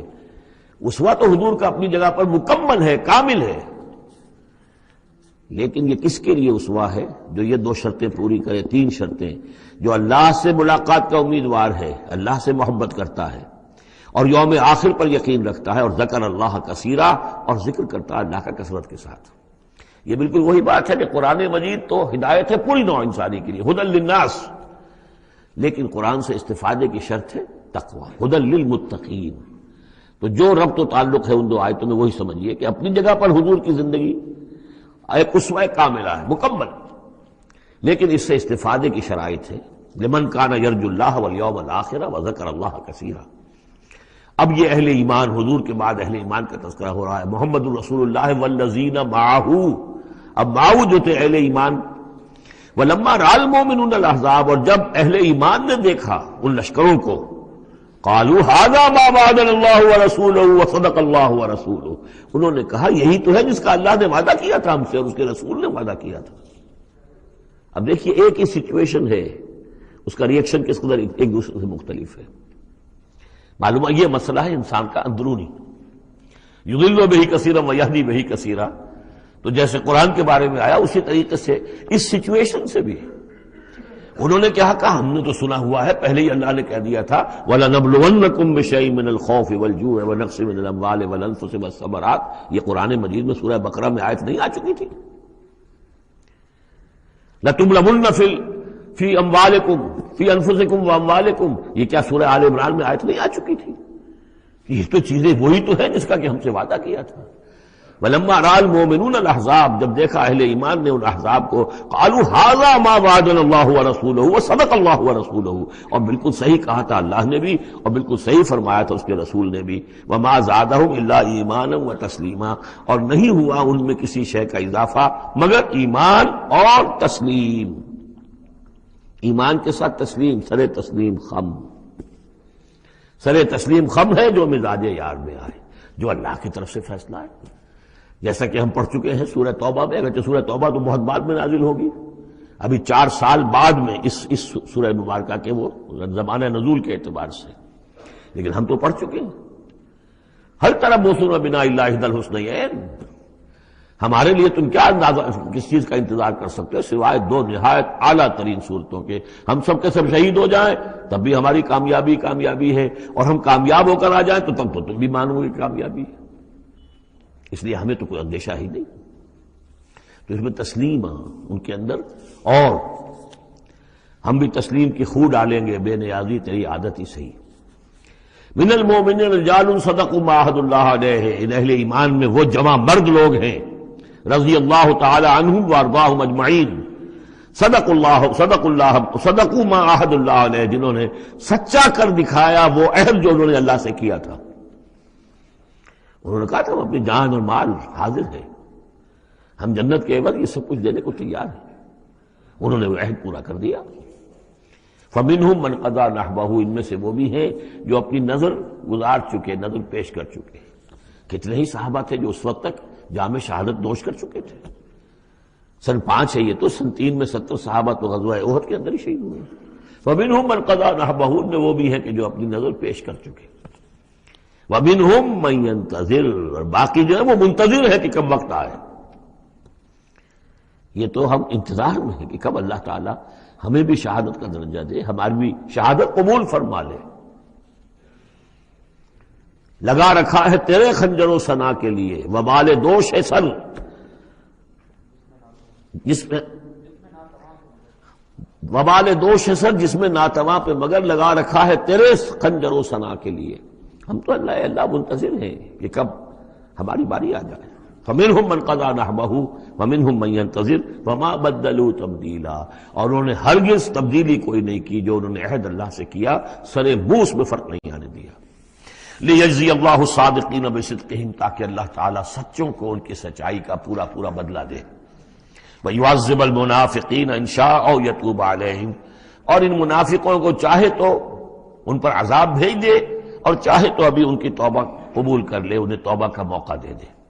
یہ میں بتا چکا ہوں کہ آخری فیصلہ ہوا وہ جب کہ غزوہ تبوک کا معاملہ ہوا ہے، پھر آخری فیصلے ہوئے ہیں. یا سورہ نساء جو ہے اس کے اندر بھی وہ آیت آ گئی تھی کہ فی الدرک الاسفل من النار، لیکن آخری چیز کہ اے نبی استغفر لہم او لا تستغفر لہم ان تستغفر لہم 70 مرۃ فلن یغفر اللہ لہم، کہ اب آپ ان منافقوں کے لیے استغفار کریں یا نہ کریں، اگر 70 مرتبہ بھی استغفار کریں گے تب بھی اللہ ان کو معاف نہیں فرمائے گا. ان اللہ کان غفور الرحیم، یقینا اللہ غفور الرحیم ہے. ورد اللہ الذین کفروا، اللہ نے لوٹا دیا ان کافروں کو جو چڑھ کر آئے تھے بڑے شان و شوکت کے ساتھ. وہ پورے لشکر جو ہے سب چلے گئے بغیظہم، وہ اپنے غصے کو ساتھ ہی لے گئے. وہ غصہ جو ہے وہ نکالے بغیر، یا تو کوئی جنگ ہوتی، کچھ وہ قتل عام کرتے تو کچھ غصہ ان کا نکلتا، اللہ نے ان کو ان کے غصے کے ساتھ ہی واپس کر دیا. ورد اللہ الذین کفروا بغیظہم لم ینالوا خیرا، انہیں کوئی خیر حاصل نہ ہو سکا، کوئی فتح ہوتی، کوئی کارنامہ سر انجام دیا ہوتا، کچھ نہیں. وکفى اللہ المؤمنین القتال، اور اللہ کافی رہا اہل ایمان کی طرف سے قتال کے لیے. اہل ایمان کو تو جنگ کی نوبت ہی نہیں آئی، کھلی جنگ تو ہوئی نہیں. اللہ نے خود ہی آندھی بھیج کر اور جو بھی اپنی خفیہ تدابیر ہیں، جو بھی اپنی مدد تھی فرشتوں کے ذریعے سے، اللہ تعالیٰ نے گویا کہ اہل ایمان کو اس امتحان میں سے تو گزار دیا، باقی یہ کہ کوئی غضب نہیں پہنچنے دیا. وَكَانَ اللَّهُ قَوِيًّا عَزِيزًا، اور یقیناً اللہ تعالیٰ قوی اور عزیز ہے، زبردست ہے، قوت والا ہے. وَأَنزَلَ الَّذِينَ ظَاهَرُوهُمْ، اب یہ دوسرا ہے، اس کا جو ضمیمہ ہے غزوہ احزاب کا، وہ غزوہ بنی قریظہ ہے. روایات میں آتا ہے کہ حضور نے غزوہ، جب یہ لشکر چلے گئے، غزوہ احزاب ختم ہو گیا تو آ کر واپس گھر آ کر اپنے ہتھیار وغیرہ اتارے، ذرا اتاری تو حضرت جبرائیل آئے کہ آپ نے ہتھیار اتار دی، ہم نے تو ابھی اتارے نہیں ہیں، ابھی بنو قریظہ کو کیفر کردار تک پہنچانا ہے. انہوں نے جو غداری کی اس موقع پر، اپنے عہد کو توڑا ہے، اس کی سزا انہیں دینی ہے. چنانچہ حضور نے حکم دیا کہ اب کوئی مسلمان جو ہے عصر کی نماز نہ پڑھے یا کوئی مغرب کی نماز نہ پڑھے، جو بھی کوئی وقت معین کیا، جب تک کہ وہ بنی قریظہ کے علاقے میں پہنچ نہ جائے. وہاں جا کر اب وہاں جا کے پھر ان کا گھیراؤ کیا گیا، محاصرہ ہوا. وہ محاصرہ بھی خاصا طویل ہوا، ان کا قلعہ بڑا مضبوط تھا، لیکن تنگ آ کر بالآخر انہوں نے ہتھیار ڈال دیے اور یہ کہا کہ سعد بن معاذ جو رئیس اوس تھے اور ان کے حلیف تھے، اوس کے قبیلے کے ساتھ ان کی پرانی جو ہے وہ حلیفی تعلقات تھے، حلیفانہ تعلقات، کل جو وہ فیصلہ کر دیں گے ہمیں منظور ہوگا. تو حضرت سعد بن معاذ رضی اللہ تعالی عنہ، جو تورات میں فیصلہ لکھا ہوا ہے بد عہدی کا، کہ قوم اگر تمہارے ساتھ بد عہدی کرے اور اس کے بعد اللہ تمہیں اس پر فتح دے دے تو کیا کرو، اس کے مطابق فیصلہ سنایا کہ ان کے جتنے جوان ہیں اس قبیلے کے جو جنگ کرنے کے قابل ہیں ان کو قتل کر دیا جائے، اور باقی جو ان کے بوڑھے ہوں یا اور ہوں، مرد ہوں، بچے ہوں، عورتیں ہوں، ان کو جو ہے غلام بنا لیا جائے، ان کا سارا مال ضبط ہو جائے گا. تو بدترین سزا جو ہے ان 3 قبیلوں میں سے، جن میں سے ایک قبیلہ تھا بنی قینقاع کا، ایک تھا بنو نذیر، یہ دونوں تو صرف جلا وطن ہوئے، لیکن بدترین سزا پھر ان کو دی گئی ہے. وَأَنزَلَ الَّذِينَ ظَاهَرُوهُم مِّنْ أَهْلِ الْكِتَابِ، اور اللہ نے اتار لیا ان کو کہ جنہوں نے گٹھ جوڑ کیا تھا ان کے ساتھ، کافروں کے ساتھ، مشرکین کے ساتھ اہل کتاب میں سے، من سیاسیہم، ان کے قلعوں سے. قلعوں میں تو تھے، گڑھیاں تھیں ان کی، لیکن اس سے پھر اتر آئے، ہتھیار ڈال دیے. وَقَذَفَ فِي قُلُوبِهِمُ الرُّعْبَ، اور اللہ نے ان کے دلوں میں رعب ڈال دیا. فَرِيقًا تَقْتُلُونَ، تو اب تم ان میں سے کچھ کو تم قتل کر رہے ہو، وَتَأْسِرُونَ فَرِيقًا، اور کچھ کو تم نے اسیر بنا لیا ہے اور قیدی بنا لیا ہے حضرت سعد بن معاذ کے فیصلے کے مطابق. وَأَوْرَثَكُمْ أَرْضَهُمْ وَدِيَارَهُمْ، اللہ نے تمہیں وارث بنا دیا ان کی زمینوں کا بھی اور ان کے مکانوں کا، گھروں کا، ان کے قلعوں کا، وَأَمْوَالَهُمْ، اور ان کے اموال کا، وَأَرْضًا لَّن تَطَئُوهَا، اور ابھی بہت سی زمینیں ہیں جن پہ ابھی تمہارے قدم نہیں گئے، اللہ تعالیٰ تمہیں وہ دے گا. چنانچہ اس کے بعد اللہ نے فتح دینی جو شروع کی ہے. غزوہ احزاب جو ہے در حقیقت یہ ایک ٹرننگ پوائنٹ تھا حضور کی سیرت کے اندر، اس لیے کہ اس کے بعد حضور نے کہہ بھی دیا تھا غزوہ احزاب کے بعد، صحابہ کو خوشخبری دے دی تھی، لن تغزوکم قریش بعد عامکم ھذا، مسلمانوں اس سال کے بعد اب قریش تم پر دوبارہ حملہ آور نہیں ہوں گے. ان کی آخری اٹیمپٹ تھی جو انہوں نے کر لی ہے، اب ان میں ہمت نہیں ہوگی کہ وہ دوبارہ چڑھائی کر کے آئیں. وَلَكِنَّكُمْ تَغْزُونَهُمْ، بلکہ اب تم چڑھائی کرو گے. وہ چڑھائی اگلے ہی سال سن 6 میں حضور نے کی، لیکن حضور نے کس طرح کی چڑھائی کی کہ عمرے کے لیے جا رہے ہیں ہم، تو ہتھیار نہیں ہے، ہتھیار بند ہے، احرام باندھا ہوا ہے. اب ایک ایسی سچویشن پیدا ہوئی مکے والوں کے لیے، نہ وہ نگلا جائے نہ اگلا جائے، کہ ان کی پرانی روایات ہے یہ کہ کسی کو بھی عمرے کے لیے حج کے لیے کوئی آئے اسے نہیں روک سکتے. لیکن مسلمانوں کو کیسے آنے دیں، اور روکے تو کیسے روکیں؟ بالآخر انہوں نے فیصلہ کیا ہم کسی ضرورت نہیں آنے دیں گے. ادھر حضور نے پھر جو ہے بیعت لے لی کہ اب یہاں سے ہم کوئی بھی زندہ نہیں جائے گا، سب جانے یہیں دے دیں گے. بیعت علی الموت، بیعت رضوان جو ہوئی اس موقع پر، وہ بیعت علی الموت تھی، یہیں پر جانے دے دیں گے. جس کی خبریں وہاں پہنچی تو ان کے چھکے چھوٹ گئے. بہرحال پھر صلح ہوئی، جس صلح کو کہا ہے اللہ تعالیٰ نے انا فتحنا لک فتحا مبینا، تو فتح کا جو ہے دروازہ کھل گیا ہے غزوہ احزاب کے فوراً بعد. اور اسی کی طرف اشارہ ہے وہ ارضا لم تطئوها، ابھی بہت سی زمینیں جن پر مسلمانوں تمہارے قدم نہیں پہنچے، تمہارے قدم نہیں پہنچے، ابھی تم نے گھوڑے نہیں دوڑائے ہیں، ابھی وہ تو زمینیں اب کہاں سے کہاں تک آپ سمجھیے کہ 30 سال کے اندر اندر کہاں سے کہاں تک مسلمانوں کی حکومت ہو گئی. تو وہ سارا اشارہ اس میں ہے، خاص طور پہ خیبر سن 7 میں یہودیوں کا گڑھ پتہ ہو گیا. وَكَانَ اللَّهُ عَلَىٰ كُلِّ شَيْءٍ قَدِيرًا، اور اللہ تعالیٰ ہر چیز پر قادر ہے. اب یہاں سے وہ مضمون شروع ہو رہا ہے کہ جو پہلے رکوع میں تھا، کچھ جو مجلسی اصلاحات ہیں، یوں سمجھیے کہ ان کی پہلی قسط وہ ہے جو سورہ احزاب میں آ رہی ہے. 5ویں سال عرب میں پردے کا رواج نہیں تھا، چادر کا رواج تھا، مرد بھی عورت بھی. باہر جب نکلتا تھا تو ایک لمبی سی چادر لے کر، لیکن یہ کہ مردوں کے صرف کندھے پر وہ پڑی ہوتی تھی. عورتیں یہ ضرور تھا کہ اسے اپنا تقریباً پورے جسم میں وہ لپیٹ لیتی تھی اس میں، لیکن چہرے کا کچھ نہیں، سر پہ کچھ نہیں. سر پر اگر ہو گیا ورنہ چہرہ کھلا. یہ وہاں کے رواج تھے. گھروں میں بے دھڑک جا رہے ہیں آ رہے ہیں، اور جو بھی تھا وہاں پر جو صورتحال تھی. اب اس میں جو تدریجاً اصلاح کی گئی، تو پہلی بات جو سمجھنے کی ہے وہ یہ ہے کہ اصلاح کا آغاز ہوا، چیریٹی بگنز ایٹ ہوم، نبی کے گھر سے آغاز کیا گیا، اور نبی کی بیویوں کو سب سے پہلے مخاطب کیا گیا، اس لیے کہ یہاں سے اس کا آغاز ہوگا. اور اس میں ایک بڑا لطیف نکتہ یہ ہے کہ حضور صلی اللہ علیہ وسلم جو اسوہ حسنہ ہے کامل، تو مردوں کے لیے تو کامل اسوہ حسنہ ہے حضور صلی اللہ علیہ وسلم، باپ کی حیثیت سے، بیٹے کی حیثیت سے، داماد کی حیثیت سے، خسر کی حیثیت سے، قاضی القضات کی حیثیت سے، سپہ سالار کی حیثیت سے، ہیڈ آف دی اسٹیٹ کی حیثیت سے، امام کی حیثیت سے، خطیب کی حیثیت سے، معلم کی حیثیت سے، مربی اور مزکی کی حیثیت سے، جتنی حیثیتیں آپ گن سکتے ہیں حضور کی سیرت میں اسوہ موجود ہے. ایک پہلو سے اسوے میں کمی ہے، اور وہ کمی کیا ہے؟ عورتوں کے جو خاص نسوانی معاملات ہوتے ہیں اس میں تو حضور اسوہ نہیں بن سکتے. حضور تو مرد ہیں، تو عورتوں کی زندگی کا ایک حصہ ہے کہ نہیں؟ تو عورتوں کے لیے اسوہ کون ہے؟ وہ آپ کے ازواج مطہرات کو اسوہ بنایا جا رہا ہے. اس لیے اصلاح کا عمل ان سے شروع کیا گیا، اور ان کو گویا کہ کہہ دیا گیا کہ تم اگر نیکی کرو گی دوہرا اجر پاؤ گی. کیوں؟ کہ تمہیں تو دیکھ کر تمام مسلمان خواتین نے جو ہے تمہارے نقش قدم کی پیروی کرنی ہے، اور خدا نے خاصہ تم نے کوئی غلط حرکت کی تو تمہیں دوہری سزا ملے گی، اس لیے کہ تم تو ان کے لیے اب اسوہ ہو.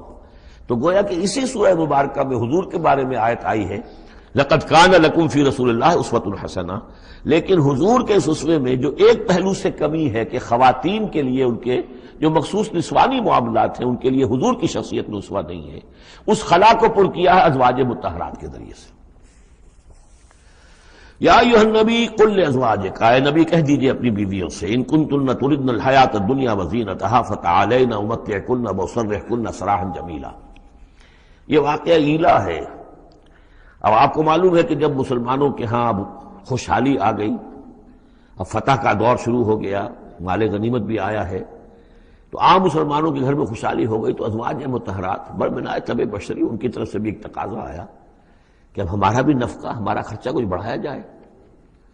اس مطالبے کو حضور نے اتنا ناپسند کیا کہ قسم کھا لی کہ 1 مہینے تک میں گھر میں کسی گھر میں نہیں جاؤں گا، کسی اپنی اہلیہ محترمہ سے ملاقات نہیں کروں گا. اور مسجد کے ساتھ ہی ایک بالا خانہ سا تھا، اس میں آپ نے اپنا جو ہے وہ قیام کر لیا. تو ایک طوفان بچ گیا مدینے میں. اب حضرت ابوبکر کی بیٹی حضرت عائشہ حضور کے گھر میں ہے، حضرت عمر کی بیٹی حضرت حفصہ حضور کے گھر میں ہے کہ اب یہ کیا ہو رہا ہے، کیا ان کو طلاق ہو جائے گی، کیا ہوگا، حضور نے کیا فیصلہ کر لیا ہے. اس کو ایلا کہتے ہیں، کچھ عرصے کے لیے بیویوں سے قطع تعلق کر لینا.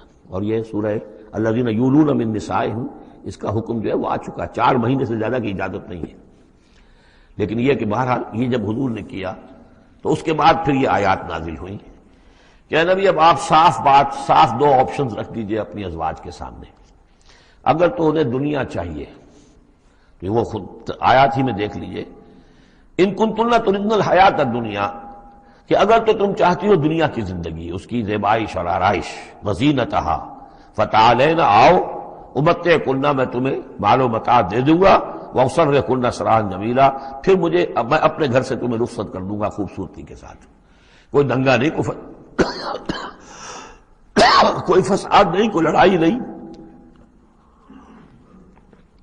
لیکن یہ کہ پھر تم میرے گھر میں نہیں رہ سکتی، پھر میں اپنے ہاتھ سے تمہیں رخصت کر دوں گا. وَإِن كُنتُنَّ تُرِدْنَ اللَّهَ وَرَسُولَهُ، اور اگر تم طالب ہو اللہ کی اور رسول کی، ان کی رضا چاہتی ہو، وَالدَّارَ الْآخِرَةَ، اور بجائے اس دنیا کے تم آخرت کا گھر جو ہے اس کی طالب بن جاؤ.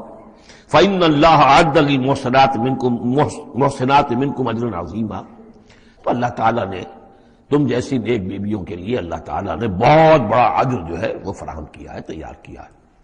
یعنی آپشن تمہارا ہے، اگر دنیا کی آسائش چاہیے تو آؤ، فیصلہ کر لو، چوز کر لو، چوائس از یورس. میں تمہیں مال و متاع دے کر اپنے گھر سے رخصت کر دوں گا خوبصورتی کے ساتھ. اور اگر میرے ہاں رہنا ہے تو پھر تو یہی ہے، فقر ہے، فاقہ ہے، جو اختیاری فقر تھا آپ کا.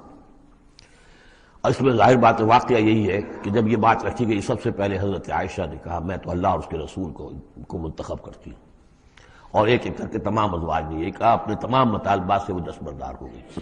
اور پوری زندگی اس طرح گزری ہے کہ کبھی 2 وقت جو ہے چولہا گرم نہیں ہوا ہے محمد کے گھر میں صلی اللہ علیہ، کسی بھی گھر میں، کسی بھی زوجہ محترمہ کے گھر میں.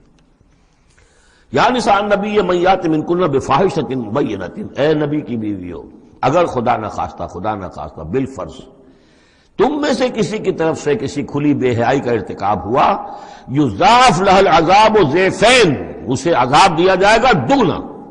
وکان ذلک علی اللہ یسیرا، اور یہ اللہ پر بہت آسان ہے. یہ نہ سمجھنا نبی کی بیویاں تو نبی ہمیں بچا لے گا. اسی لیے قرآن مجید میں بار بار آتا ہے حضرت نوح کی بیوی، حضرت لوط کی بیوی. حضرت لوط کی بیوی کا ذکر بہت زیادہ ہے. نبی بھی اپنی بیوی کو نہیں بچا سکتا اگر اس کا اپنا کردار غلط ہے، اس کا اپنا جو رویہ ہے صحیح نہیں ہے، اگر اس ایمان اور عمل صالح سے محروم ہے تو کچھ نہیں. چنانچہ حضور نے ایک مرتبہ اپنے قریبی گھرانے کی جو خواتین تھیں ان کو بٹھایا اور ایک ایک کا نام لے کر کہا ہے، یا فاطمہ بنت محمد صلی اللہ علیہ وسلم انقذی نفسک من النار فانی لا املک لک من اللہ شیئا، اے فاطمہ محمد کی بیٹی خود اپنے آپ کو آگ سے بچاؤ، نکالو اپنے آپ کو آگ سے اپنے عمل سے، اس لیے کہ مجھے اللہ کے ہاں کوئی اختیار تمہارے بارے میں حاصل نہیں ہوگا. اگر فاطمہ کے بارے میں نہیں تو پھر کس کے بارے میں؟ یا صفیہ امت رسول اللہ، اے صفیہ اللہ کے رسول کی پھوپھی، انقذی نفسک من النار فانی لا املک لک من اللہ شیئا، اپنے آپ کو جہنم کی آگ سے بچانے کی کوشش کرو، اس سے نکالو اپنے آپ کو، اور میں قیامت کے دن میں اللہ کے محاسبے کے وقت میں تمہارے کام نہیں آ سکوں گا. ومن یقنط منکن للہ ورسولہ، تو اب جو کوئی بھی تم میں سے اللہ اور اس کے رسول کی اطاعت پر کاربند ہو جائے، فرما برداری اختیار کرے، وتعمل صالحا، اور نیک عمل کرے، نوتہا اجرہا مرتین، تو اسے ہم اس کا اجر بھی دیں گے دوہرا. غلطی کرو گی تو سزا دگنی، اور صحیح طرز عمل ہوگا ایمان اور عمل صالح والا تو اجر بھی تمہارا دگنا ہوگا. اعتدنا لہا رزقا کریما، اور اس کے لیے اللہ تعالیٰ نے ہم نے بہت ہی رزق کریم باعزت روزی کا اہتمام جنات کے اندر کیا ہوا ہے. یا نساء النبی لستن کاحد من النساء، اے نبی کی بیویوں تم عام عورتوں کے مانند نہیں ہو، تم نبی کی بیویاں ہو. یہاں اس کو سمجھ لیجیے، مراد کیا ہے کہ تمہیں اسوہ بننا ہے امت کی تمام خواتین کے لیے تا قیام قیامت. لستن کاحد من النساء، اب پہلی ہدایت یہ دی گئی اتقیتن فلا تخضعن بالقول. ظاہر بات ہے وہ پہلی یوں سمجھیے کہ جو میں معاشرے کا نقشہ میں کھینچ چکا ہوں تو لوگ آتے تھے گفتگو کرتے تھے بے دھڑک. پہلی بات تو یہ آپ نے فرمائی کہ اگر تم تقوی دل میں رکھو اور لوگوں سے بات کرتے ہوئے اپنی آواز میں لوچ پیدا نہ کرو، نرمی پیدا نہ کرو۔ ظاہر بات ہے عورت کی آواز اس کے اندر مرد کے لیے کشش ہے، اور اگر کہیں طرح اس میں لوچ بھی ہو تو اگر کسی کے دل میں کوئی خباثت ہے، کوئی گندگی ہے، منافق بھی تو اسی معاشرے میں تھے نا، اور وہ تو کوئی موقع نہیں جانے دینا چاہتے تھے کوئی سکینڈل اٹھانے کا حضور کے خلاف اگر ہو جائے۔ سورہ نور میں ہم پڑھ چکے ہیں کہ حضرت عائشہ تک پر توبت لگ گئی۔ تو یہ کہ اگر فیطمع الذی فی قلبہ مرض، کہ کہیں تم تو اپنی شرافت اور مروت کی وجہ سے نرم انداز میں بات کرو، اور جس کے دل میں کوئی روگ ہے، منافقت کا روگ ہے، بیماری ہے، وہ کوئی اور ہی امید لگا لے کہ شاید ان کی کوئی توقع، شاید میں یعنی یہاں پہ اگر کوئی محنت کروں، کوشش کروں تو شاید میری دال گل جائے، کسی بری نیت اور ارادے کو دل میں پال لے۔ وَقُلْنَا قَوْلًا مَعْرُوفًا، بات کرو بڑی معروف انداز میں، لیکن انداز جو ہے اس میں وہ سختی کا ہونا چاہیے، بجائے اس کے کہ اس کے اندر وہ نرمی ہو اور شیرینی ہو۔ وَقَرْنَ فِي بُيُوتِكُنَّ، دوسری ہدایت، اپنے گھروں کے اندر قرار پکڑو، تمہارا اصل مقام جو ہے وہ گھر ہے۔ اب یہ اصول دیے جا رہے ہیں، یعنی سمجھیے کہ یہ اصلاحات جو ہو رہی ہیں، مخلوط معاشرہ نہیں ہے اسلامی معاشرہ، عورت کا اصل مقام اس کا گھر ہے، ماں کی حیثیت سے، بہن کی حیثیت سے، بیٹی کی حیثیت سے، بیوی کی حیثیت، گھر کے اندر۔ وَقَرْنَ فِي بُيُوتِكُنَّ وَلَا تَبَرَّجْنَ تَبَرُّجَ الْجَاهِلِيَّةِ الْأُولَىٰ، اور مت نکلو باہر بن سنور کر جیسے کہ جاہلیت اولا میں رواج تھا۔ جاہلیت، پچھلی جاہلیت جو تھی، اسلام کے آنے سے پہلے جو تہذیب، جو کلچر وہاں تھا، وہ طریقتکم المثلیٰ، وہ بھی کہتے ہوں گے کہ ہمارا بڑا مثالی کلچر ہے یہ، اس کلچر کو اب چھوڑو۔ اور یہ جو بن سمر کر باہر نکلنے والی بات ہے کہ تبرج کہتے ہیں کہ نمایاں ہونا، یعنی عورت اگر بناؤ سنگار کر کے نکلتی ہے مردوں میں تو کیا چاہتی ہے؟ وہی چاہتی ہے کہ لوگوں کی نگاہیں میری طرف اٹھے، میں توجہات کا مرکز بن جاؤں۔ یہ کام اب چھوڑ دو بالکل، اگر خدا نے خواستہ کہیں ہے بھی کسی کا کوئی پس منظر میں، تو اس کی دوسری ہدایت یہ آئی، گھروں میں قرار پکڑو، گھروں میں رہو، گھروں میں بیٹھو۔ وَقَرْنَ فِي بُيُوتِكُنَّ وَلَا تَبَرَّجْنَ تَبَرُّجَ الْجَاهِلِيَّةِ الْأُولَىٰ وَأَقِمْنَ الصَّلَاةَ وَآتِينَ الزَّكَاةَ وَأَطِعْنَ اللَّهَ وَرَسُولَهُ، اور نماز قائم کرو اور زکوٰۃ ادا کرو اور اللہ کی اور اس کے رسول کی اطاعت پر کاربند رہو۔ إِنَّمَا يُرِيدُ اللَّهُ لِيُذْهِبَ عَنكُمُ الرِّجْسَ أَهْلَ الْبَيْتِ وَيُطَهِّرَكُمْ تَطْهِيرًا۔ اے نبی کے گھر والوں، یا اہل البیت اب آ گیا یہاں پہ، نبی کے گھر والوں، اس سے پہلے ہم پڑھ چکے ہیں یہ اہل البیت حضرت سارہ کو خطاب کیا تھا فرشتوں نے کہ سلام ہو آپ کو اے نبی کے گھر والوں، اہل البیت، اور یہاں ساری گفتگو جو ہو رہی ہے وہ حضور کے ازواج سے ہو رہی ہے۔ تو اہل بیت اصلاً ہیں حضور کی ازواج مطہرات۔ البتہ یہ ہم مانتے ہیں کہ حدیث ہے، حضور نے یہ چاہا ہے، جو آپ کو محبت تھی حضرت فاطمہ سے، حضرت علی سے اور حضرات حسنین سے رضی اللہ تعالیٰ عنہم، آپ نے فرمایا اللہم ہؤلاء اہل بیتی، اے اللہ یہ بھی میرے اہل بیت ہے، بس یہاں پر بھی کا اضافہ کر لیجئے، کوئی حرج نہیں۔ اصل اہل بیت ازواج مطہرات ہے، لیکن اے اللہ یہ بھی میرے اہل بیت ہے۔ تو فرمایا اے نبی کے گھر والوں، یعنی اے نبی کی بیویوں، اللہ تعالیٰ یہ چاہتا ہے کہ تم سے ہر نوع کی برائی کو، گندگی کو بالکل دور کر کے تمہیں پاک اور صاف کر دے، یطہرکم تطہیرا، پوری طرح پاک اور صاف کر دے۔ کیوں؟ تمہیں اسوہ بننا ہے، تمہیں نمونہ بننا ہے۔ نمونہ تو بے داغ ہونا چاہیے، جیسے محمد رسول اللہ صلی اللہ علیہ وسلم کی شخصیت ہے، آئیڈیل پرسنالٹی، آئیڈیل، تو آئیڈیل تو بے داغ ہونا چاہیے۔ اسی طریقے سے تم جس مقام پر ہو کہ اب خواتین امت کے لیے، پوری امت مسلمہ کی عورتوں کے لیے تمہیں اسوہ بننا ہے۔ وَاذْكُرْنَ مَا يُتْلَىٰ فِي بُيُوتِكُنَّ، اور ذرا یاد کیا کرو جو کچھ کے تلاوت کی جاتی ہے تمہارے گھروں میں، من آیات اللہ، اللہ کی آیات میں سے، تمہارے گھروں میں وہی اترتی ہے، محمد رسول اللہ صلی اللہ علیہ وسلم۔ بلکہ ایک خاص جو مقام ہے حضرت عائشہ کا، وہ تو حضور نے فرمایا ہے کہ کسی اور میری بیوی کے لحاف میں، جبکہ ایک ہی لحاف میں حضور بھی تھے اور حضرت عائشہ بھی تھی، تو مجھ پر وہی نازل نہیں ہوئی سوائے عائشہ کے لحاف کے۔ لحاف کے اندر بھی وہی نازل ہو رہی ہے، وہ تو دل پہ نازل ہوتی تھی، اس کے اندر تو کوئی دروازے نہیں کھولنے پڑتے تھے کہ حضرت جبریل آئے دروازہ کھولو پھر وہی لے کر آئے ہیں، وہ تو یہ کہ فرشتہ ہے اور دل پر نازل کر رہا ہے۔ تو فرمایا کہ تمہارے گھروں میں اللہ کی آیات کی تلاوت کی جا رہی ہے، والحکمہ، اور نبی کی زبان مبارک سے جو احادیث ہے جو آپ بیان کر رہے ہیں، سب سے بڑھ کر تو تمہارے سامنے آ رہی ہے حکمت نبوی، یعنی وہ جو وحی خفی ہے اس کا بھی سب سے بڑھ کر تمہارے سامنے جو ہے چرچا ہو رہا ہے۔ ان اللہ کان لطیفا خبیرا، یقین اللہ تعالیٰ بہت باریک بین ہے اور باخبر ہے۔ اب وہ آیت آ گئی ہے، آیت نمبر 35 جس کا میں نے تذکرہ کیا تھا، سورہ نور کی آیت نمبر 35، وہ ہے حقیقت ایمان پر. اللہ نور السماوات والارض مثل نورہ کمشکاۃ فیہا مصباح المصباح فی زجاجہ الزجاجۃ کأنہا کوکب دری یوقد من شجرۃ مبارکۃ زیتونۃ لا شرقیۃ ولا غربیہ یکاد زیتها یضیء ولو لم تمسسہ نار نور علی نور یہدی اللہ لنورہ من یشاء ویضرب اللہ الامثال للناس واللہ بکل شیء علیم. یہ ایک آیت ہے، بڑی آیت ہے. ایمان کی ماہیت، ایمان کی حقیقت، ایمان کے اجزاء ترکیبی. اب اس ایمان کا ظہور جو انسانی شخصیت میں ہوتا ہے، اور اس کو اب یہاں پہ 10 صفات جو ہے گنوائی گئی ہیں، لیکن چونکہ یہاں پہ اس سورہ مبارکہ کا بھی اور سورہ نور کا بھی، جیسا کہ ان دونوں کا مضمون یہ ہے کہ وہ جو معاشرتی اصلاح اور ان میں خواتین جو ہیں ان کے مسائل کو خاص طور پہ لایا جا رہا ہے. تو عام طور پر تو قرآن میں یہ ہے کہ جو حکم بھی ہے وہ مذکر کے صیغے میں آ جاتا ہے، مردوں سے خطاب کر کے، لیکن عورتیں بھی اس کی مخاطب ہیں. اسے برسبیل تغلیب کہتے ہیں، قاعدہ ہے کہ بظاہر خطاب ہے اقیم الصلاۃ، مذکر کا صیغہ ہے، لیکن یہ خطاب جو ہے یہ عورتوں سے بھی ہے. اللہ یہ کہ ابھی ہم نے پڑھا اقمنا الصلاۃ، یہ یہاں مؤنث کے اس میں بھی آ گیا، لیکن عام طور پر قرآن میں جو آیا ہے وہ تو مذکر کا صیغہ ہے. لیکن یہاں آپ دیکھیں گے کہ ان کیفیات کو اور خصوصیات کو جو ایمان کے ثمرات اور نتائج ہیں ان کو دہرا کر مردوں اور عورتوں کے لیے علیحدہ علیحدہ بالکل پوری صراحت کے ساتھ.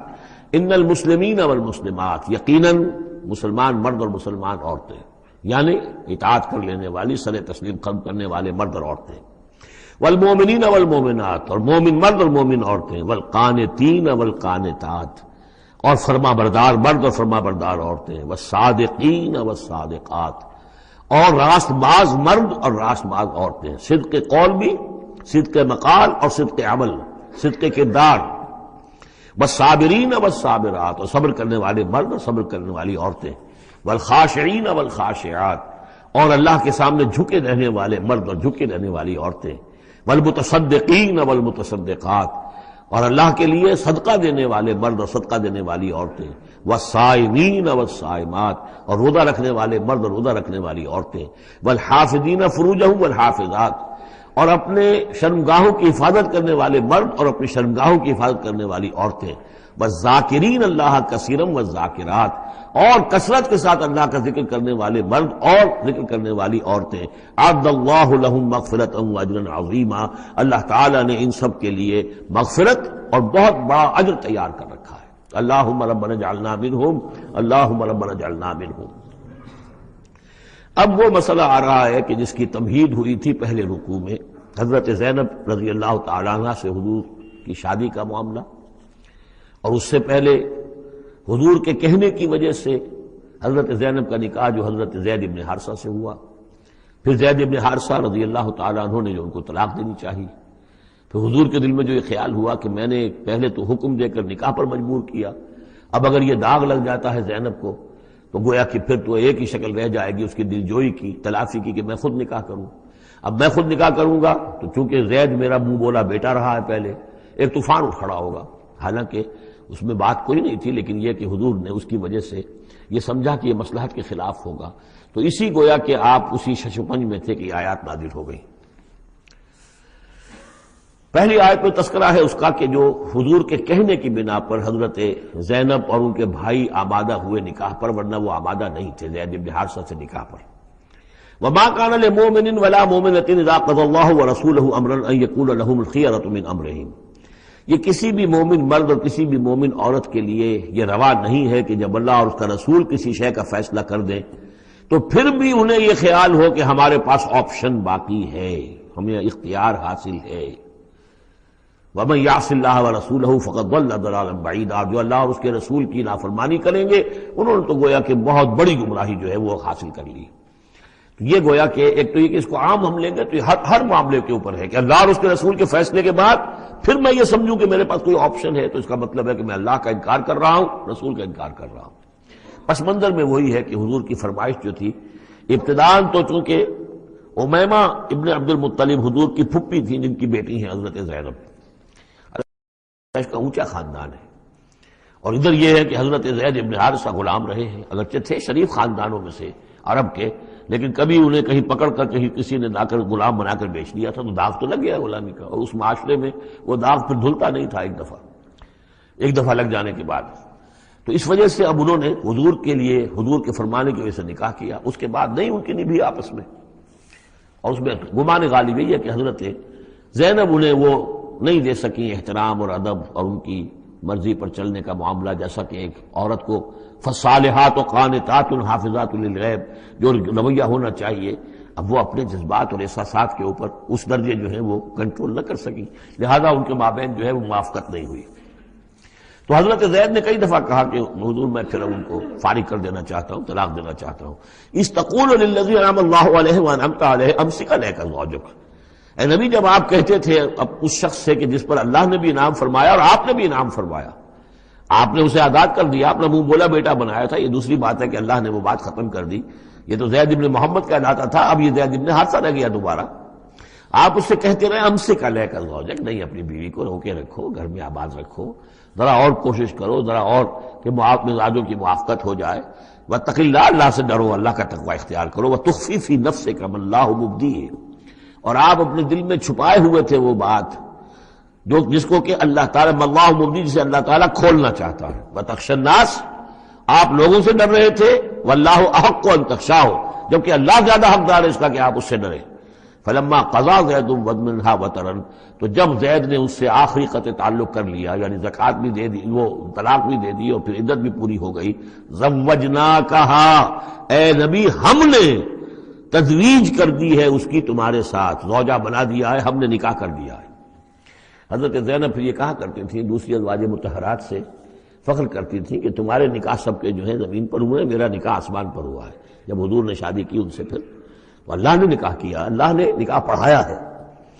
زوجناکہا، ہم نے اسے آپ کی زوجیت میں دے دیا. کہ لا یکون علی المؤمنین حرج فی ازواج ادعیائہم، تاکہ یہ آئندہ کے لیے یہ جاہلی رسم کا خاتمہ ہو جائے اور منہ بولے بیٹوں کی بیویوں کے بارے میں اہل ایمان پر کوئی تنگی نہ رہے. منہ بولا بیٹا تھا، اس کی بیوی تھی، بیٹا فرض کیجیے فوت ہو گیا وہ، تو اس کی بیوی سے وہ بیوہ ہو گئی ہے تو آپ شادی کر سکتے ہیں. اسی طریقے سے اگر وہ اس کو طلاق دے دی ہے شادی کر سکتا ہے. یہ محرمات ابدیہ میں سے نہیں ہے. محرمات ابدیہ کی فہرست سورہ نساء کے اندر آ چکی ہے. وَكَانَ أَمْرُ اللَّهِ مَفْعُولًا، اور یہ تو اللہ کا وہ فیصلہ تھا کہ جو بہرحال پورا ہو کر رہنا تھا. یعنی یہ سب کچھ جو ہوا ہے نبی، اس میں بھی ہماری حکمت تھی، مصلحت تھی. کسی اور کے ذریعے سے یہ بات ہوتا تو یہ رسم ٹوٹتی نہ. بعض چیزیں رسمیں ایسی ہوتی ہیں کہ اتنی گہری ہوتی ہیں، ان کے اوپر لوگوں کا اتنا جو وثوق ہوتا ہے، یہ تو جب تک آپ کے ذریعے سے یہ رسم جو ہے غلط نہ ٹوٹتی تو اس کے ٹوٹنے کا امکان نہیں تھا. ہم نے اس کے لیے یہ سارا معاملہ کیا ہے. ما کان علی النبی من حرج فیما فرض اللہ لہ، نبی پر کوئی حرج نہیں ہے، کوئی مذائقہ نہیں ہے اس چیز میں جو اللہ نے اس کے اوپر عائد کر دی ہے، فرض کر دی ہے. سنت اللہ فی الذین خلوا من قبل، اور یہ اللہ کا وہ طریقہ ہے جو ان لوگوں کے بارے میں رہا جو پہلے گزر چکے. اللہ کے نبیوں کے ساتھ، رسولوں کے ساتھ اللہ کا یہی معاملہ رہا ہے.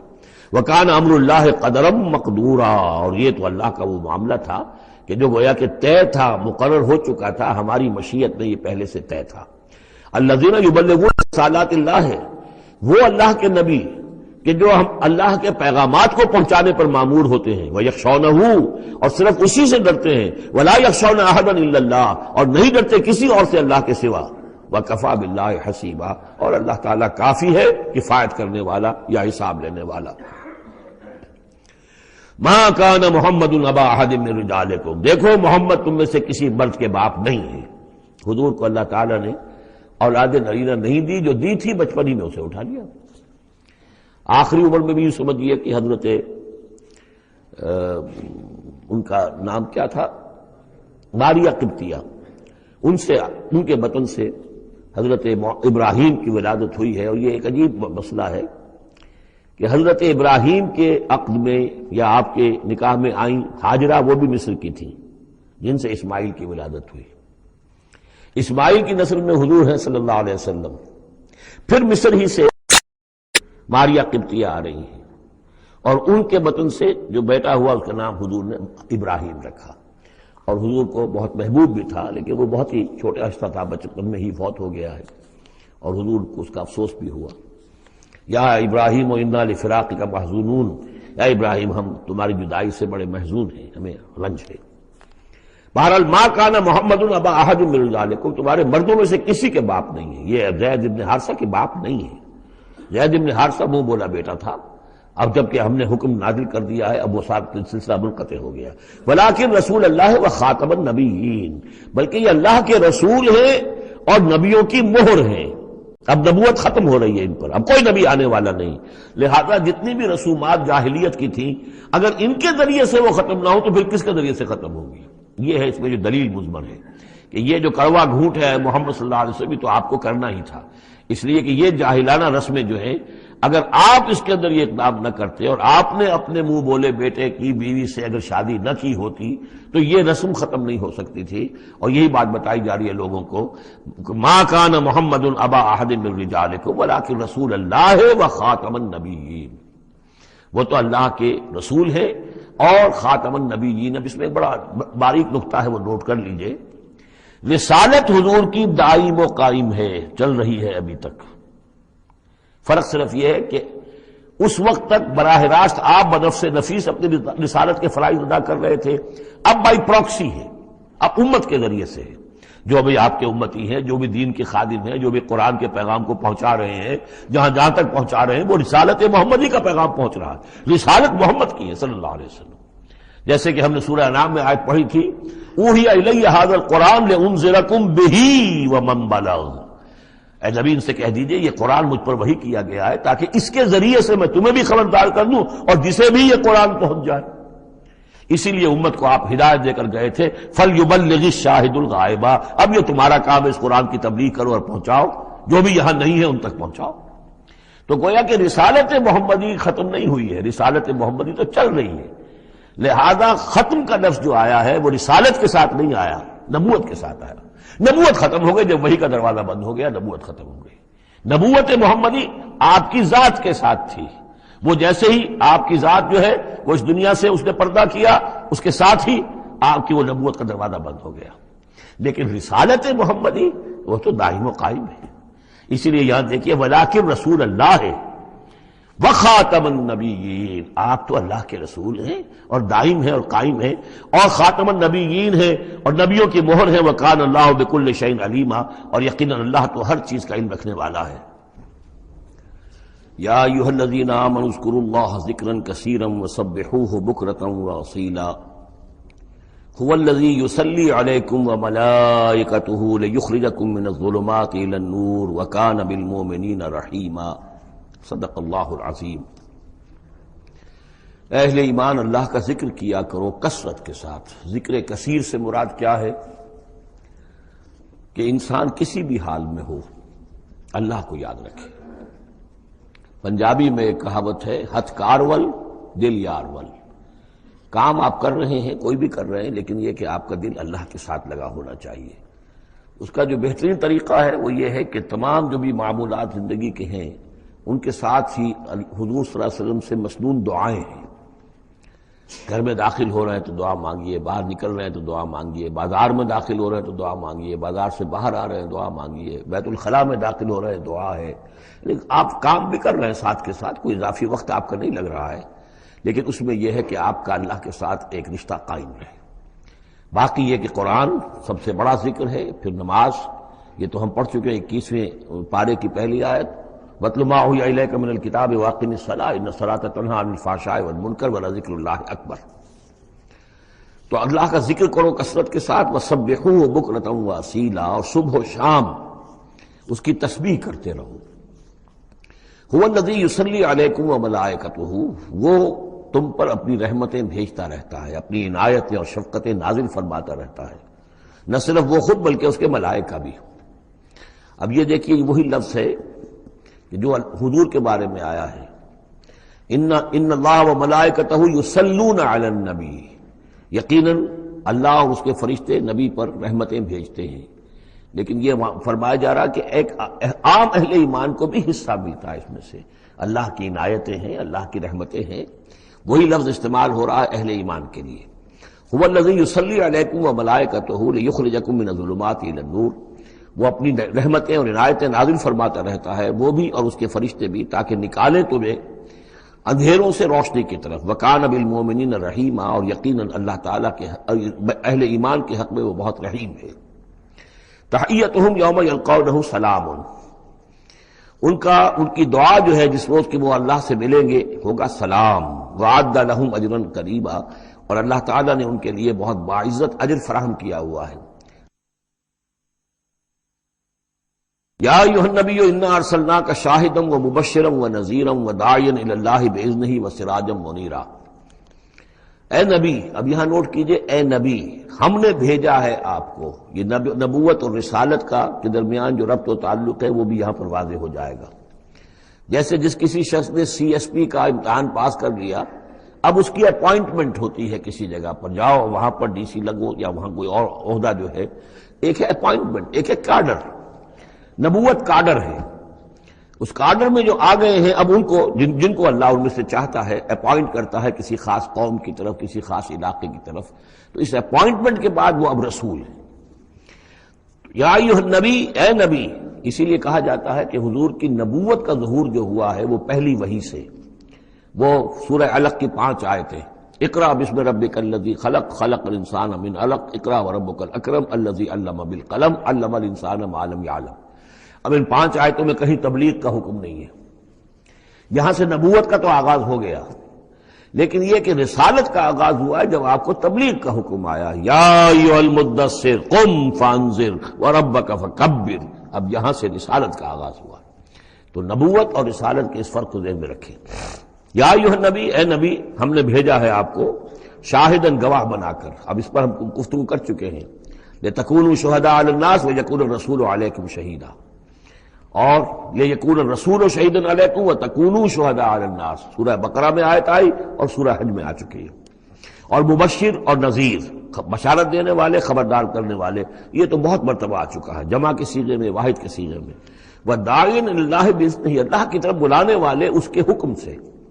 یعنی ایک داعی اور بھی ہوتا ہے جو اللہ کا کوئی بندہ ہے، کوئی صوفیاء میں سے ہے، کوئی اللہ کا نیک آدمی، وہ بھی لوگوں کو بلا رہا ہے اللہ کے راستے کی طرف، لیکن نبی رسول کا کام یہ ہو جاتا ہے کہ وہ اس پر مامور ہے کہ وہ بلائے۔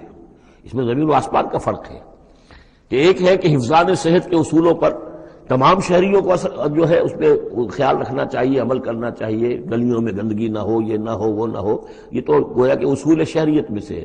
ایک محکمہ ہے جو قائم کیا گیا اسی کام کے لیے، وہ تو مامور ہے، وہ تو تنخواہ اسی کی لیتے ہیں، لہذا وہ ہم وقت اسی کام کے اوپر لگے ہوئے ہیں۔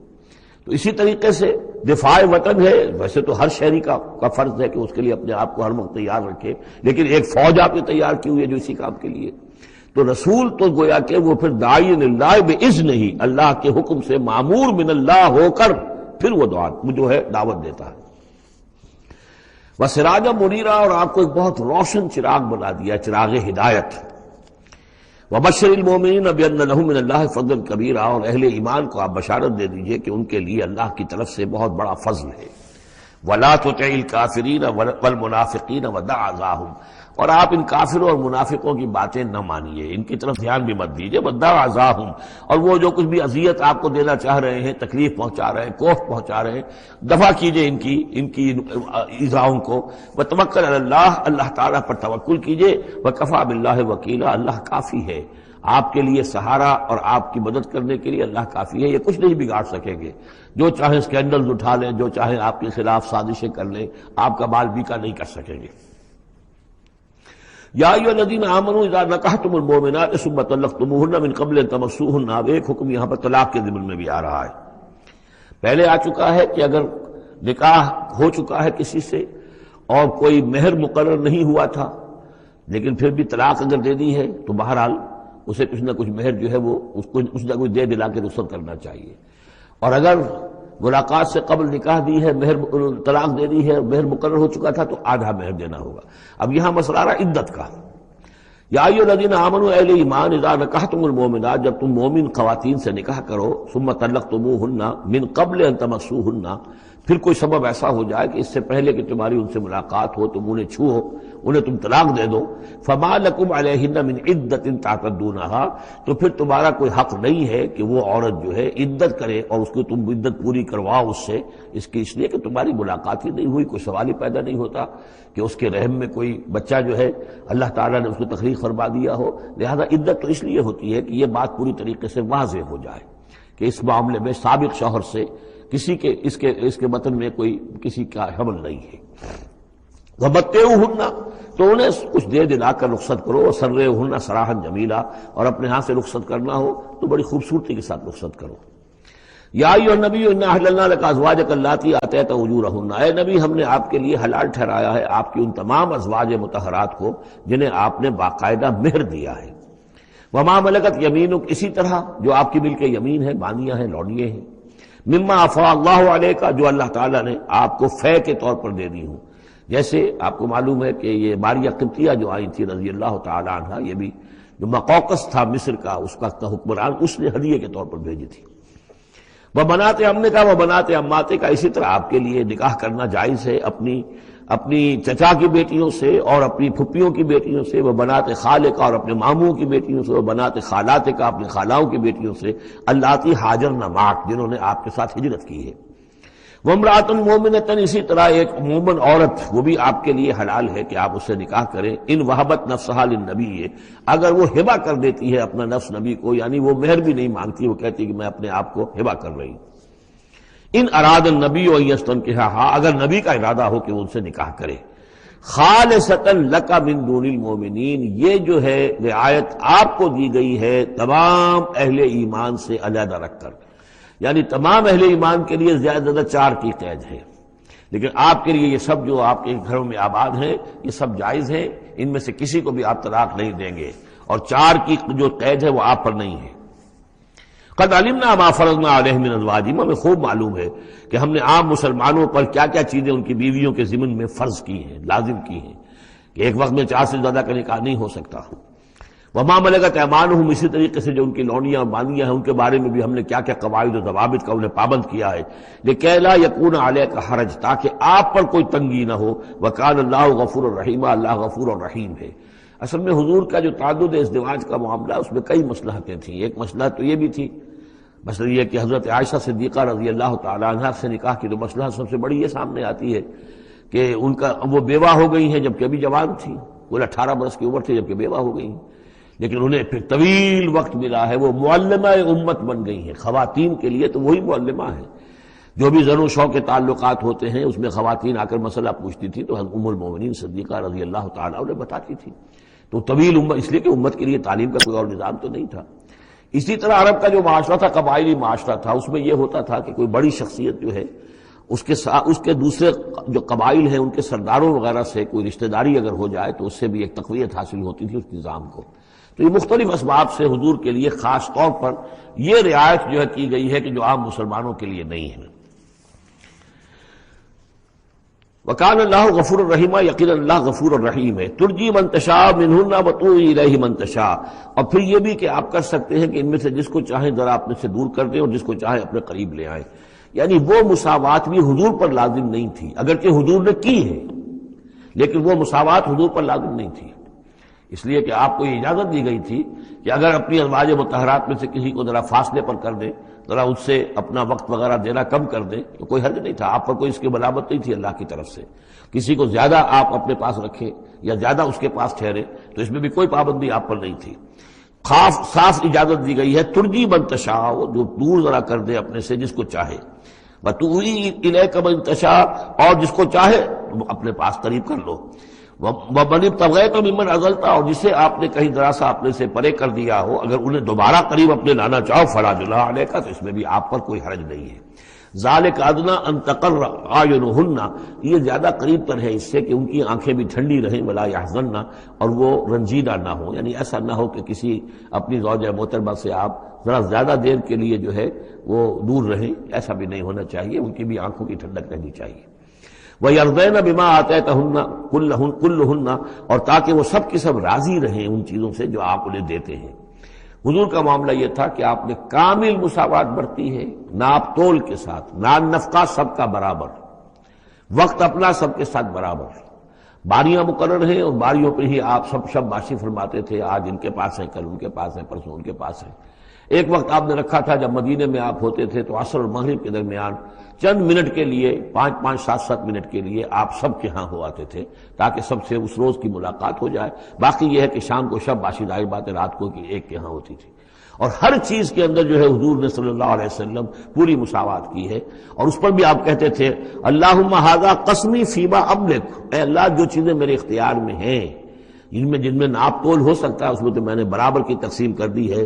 فلا تلمنی فیما تملک ولا املک، تو اللہ مجھے اس پر ملامت نہ ہو کہ جو میرے اختیار میں نہیں بلکہ تیرے اختیار میں، یعنی میرا دلی رجحان اگر ان میں سے کسی ایک طرف زیادہ ہے تو ظاہر بات ہے انسان کو اس کے اوپر اختیار نہیں ہے. اور یہ سورہ نساء میں آ بھی چکا ہے کہ یہ معاملہ تو تم چاہو بھی تو اس میں تمہارے لیے ممکن ہی نہیں ہے کہ اس قلبی رجحان کو بھی برابر تقسیم کر سکو، یہ تمہارے اختیار میں نہیں ہے. تو ظاہر بات ہے اس کے اوپر اللہ تعالیٰ کی طرف سے بات پرس بھی نہیں ہے. واللہ یعلم ما فی قلوبکم، اللہ جانتا ہے جو کچھ کہ تمہارے دلوں میں ہے. وقال اللہ علیما حکیما، اللہ علیم اور حکیم ہے. لا یحل لک النساء من بعد، لیکن اب اس کے بعد جتنے بھی نکاح آپ کر چکے ہیں اب آپ کے لیے کوئی اور نکاح کرنا جائز نہیں ہے. یہ صورتحال بس اب فل سٹاپ لگ گیا ہے. اب نہ تو ان میں سے کسی کو آپ طلاق دیں گے اور نہ ہی مزید کوئی شادی کریں گے. ولا ان تتبدل بہن من ازواج، اور نہ یہ کہ آپ ان میں سے کسی کی جگہ کسی اور کو لائیں گے. ولو اعجبک حسنہن، خواہ آپ کو وہ بہت پسند بھی آئی ہو، اگر کسی خاتون کی طرف آپ کی رغبت ہو بھی گئی ہو بربنائے طبع بشری، تو اب آپ کو مزید نکاح کی اجازت نہیں ہے. دیکھیے قرآن مجید صاف صاف بات کرتا ہے، خود حضور نے صاف بات کی ہے. مجھے تمہاری اس دنیا سے دو ہی چیزیں پسند ہیں یا شاید تین چیزیں پسند ہیں. ایک تو یہ کہ خوشبو پسند ہے، ایک عورتیں مجھے پسند ہیں. تو جو آپ نے اس میں قطعاً کوئی آپ نے جھجک نہیں رکھی کہ جو باتیں ہیں، جو بھی فطرت ہے انسان کی اور جو بھی اللہ تعالیٰ نے بنائی ہے اس کے مطابق، تو آپ نے فرمایا کہ مجھے تو دلچسپی ہے، کوئی شک نہیں. وَلَوْ أَعْجَبَكَ حُسْنُهُنَّ، اگرچہ کوئی آپ کو زیادہ ہی پسند آ جائے لیکن یہ کہ اب آپ کو اجازت نہیں ہے نکاح کی. إِلَّا مَا مَلَكَتْ يَمِينُكَ، سوائے اس کے کہ جو آپ کی باندی ہو، کوئی لوڈی ہو، کسی جنگ میں اگر وہ معاملہ ہو جاتا ہے تو اس کا معاملہ علیحدہ ہے. یہ نکاح کا معاملہ ہے. حضور کے ہاں دو لونڈیاں ہیں، ماریہ قبطیہ اور ایک حضرت ریحانہ رضی اللہ تعالی عنہما. وَكَانَ اللَّهُ عَلَىٰ كُلِّ شَيْءٍ رَقِيبًا، اللہ تعالیٰ ہر چیز پر نگران ہے، ہر چیز کا پہرا دے رہا ہے. یا ایھا الذین آمنوا لا تدخلوا بیوت النبی الا ان یؤذن لکم. اب دیکھیے جو ہم سورہ نور میں پڑھ آئے ہیں کہ اے مسلمانوں تم کسی گھر کے اندر داخل نہ ہو جب تک کہ تمہیں حتی تستانسوا ویؤذن لکم، اور اجازت نہ تمہیں مل جائے اور تم ان سے جو ہے پہلے بات چیت کرو، اذن لے کر داخل ہو. یہ سورہ نور میں آیت نمبر 27 اور 28، حتی تستانسوا، اور 28 میں آیا یؤذن لکم. لیکن یہ اس سے پہلے حکم آ رہا ہے. یہ حکم بھی سب سے پہلے نبی کے گھر کے بارے میں آیا. جیسا کہ میں بتا چکا ہوں یہ سن 5 کا نزول ہے، وہ سن 6 کا نزول ہے. پھر اس کو ایکسٹینڈ کیا ہے تمام مسلمانوں پر. یا ایھا الذین آمنوا، اہل ایمان مت داخل ہو جایا کرو نبی کے گھروں میں، الا ان یؤذن لکم، الا یہ کہ تمہیں اجازت دی جائے، الی طعام غیر ناظرین اناہ، کھانے کے لیے اگر تمہیں بلایا جائے تو ایسا نہ ہو کہ پہلے ہی جا کے دھرنا مار کر بیٹھ جاؤ کہ کھانا تیار ہو رہا ہے تو بیٹھے ہوئے وہاں. ولیکن اذا دعیتم فادخلوا، جب تمہیں بلایا جائے تب داخل ہو. فاذا طعمتم فانتشروا، جب کھانا کھا لو تو پھر وہاں سے منتشر ہو جاؤ، چلے جاؤ. ولا مستانسین لحدیث، اور وہاں بیٹھ نہ رہو وہ ڈیرا جما کر کے اب حضور کی باتیں سنیں گے، کچھ گفتگو ہوگی تو بیٹھے رہیں. ان ذالکم کان یؤذی النبی، یہ چیز نبی کے لیے ایذا کی باعث تھی، انہیں تکلیف پہنچا رہی تھی. وہی جو پرائیویسی ہے گھر کی، اب اس میں یہ ہے کہ کوئی آ گیا ہے اور دھرنا مار کے بیٹھا ہوا ہے، اور حضور کی مروت ہے، حضور شرافت کی وجہ سے کچھ کہہ بھی نہیں سکتے ہیں. اور ظاہر بات ہے وہ کوئی ایک کنال کے اور ایک ایکڑ کے گھر تو تھے نہیں، وہ چھوٹا سا کوئی ایک حجرہ ہے. اب اسی میں بعض اوقات ایسا ہوتا تھا کہ حضرت عائشہ کے حجرے میں کوئی شخص آ گیا ملنے کے لیے، اس نے اذن چاہا تو حضور نے بلا لیا تو حضرت عائشہ ذرا پیٹھ موڑ کر بیٹھ گئی، اپنی کمر ادھر کر دی، کوئی چادر اوپر لے لی، اور کہاں جگہ تھی وہاں پر. وہیں پر آ کر وہ شخص آ کے اپنی بات کرتا تھا پھر چلا جاتا تھا. تو فرمایا کہ یہ چیزیں جو ہے یہ یقیناً تکلیف باعث بن نہیں تھی. ان ذالکم کان یؤذی النبی فیستحیی منکم، تو وہ تو تم سے حیا کرتے ہیں، کہہ نہیں سکتے کچھ. واللہ لا یستحیی من الحق، اللہ کو حق کے بیان کرنے میں کوئی جھجک نہیں ہے. وَإِذَا سَأَلْتُمُوهُنَّ مَتَاعًا فَاسْأَلُوهُنَّ مِنْ وَرَاءِ حِجَاب. اب یہ پہلی مرتبہ لفظ حجاب آیا ہے قرآن میں. جب تمہیں نبی کی بیویوں سے کوئی چیز مانگنی ہو تو پردے کی اوٹ سے مانگو. یہ گویا کہ اس پردے اور حجاب کے لیے پہلا حکم آیا ہے کہ دروازوں کے اوپر پردے ڈال دیے جائیں، اور یہ کہ پردے کے پیچھے سے رو در رو ہو کر نہیں، ایک دوسرے کے آمنے سامنے ہو کر نہیں، پردے کے پیچھے سے مانگو. یہاں سے حجاب کا سلسلہ اب شروع ہوا. ذالک اطہر لقلوبکم وقلوبہن، یہی زیادہ پاکیزہ طرز عمل ہے تمہارے دلوں کے لیے بھی، ان کے دلوں کے لیے بھی. ظاہر بات ہے کہ مرد اور عورت کے درمیان جو بھی اللہ تعالیٰ نے رکھی ہے، کشش رکھی ہے، اب ان چیزوں میں بہتر یہی ہے کہ نگاہ ایک دوسرے پر نہ پڑے. وما کان لکم ان تؤذوا رسول اللہ، اور تمہارے لیے یہ بالکل جائز نہیں ہے کہ تم رسول اللہ کے رسول کو ایذا پہنچاؤ۔ اصل میں اس مسئلے میں ایک بات اور بھی سمجھ لیجئے، حضور کے ساتھ معاملہ خاص بھی تھا۔ ایک تو یہ کہ یہ تمام اصلاحات ہیں جو تمام مسلمان معاشرے کے لیے ہیں، لیکن یہ کہ اس کے لیے چیریٹی بگنز ایٹ ہوم، پہلا کام جو شروع کیا گیا ہے وہ محمد رسول اللہ کے گھر سے۔ لیکن ایک دوسرا مسئلہ بھی ہے کہ جو منافق تھے اور ان میں سے جو شریر تھے وہ طاق میں رہتے تھے کہ کچھ اسکینڈل اٹھائیں حضور صلی اللہ علیہ وسلم کے گھر کے بارے میں۔ اب ظاہر بات ہے کہ حضور کے یہاں اتنی ازواج مطہرات تھیں کہ بعض میں آپ سوچئے کہ کسی کے دل میں یہ بھی آ سکتا ہے، جیسے فرض کیجئے کر کہہ رہا ہوں، حضرت عائشہ جوانی تھی جبکہ حضور کا انتقال ہوا، تو کسی طرف سے ایسی بات بھی آ سکتی تھی کہ ٹھیک ہے آپ اب تو اس وقت تو حضور کے گھر میں آپ آباد ہیں، لیکن یہ ہے کہ بہرحال اب حضور کو تو انتقال ہونا ہے، پھر میں آپ سے شادی کر لوں گا، کوئی ایسا پیغام دے کر، تاکہ یہ کہ نقب لگانے کا ایک موقع مل جائے، گھر کے اندر محمد کے گھر میں نقب لگائے۔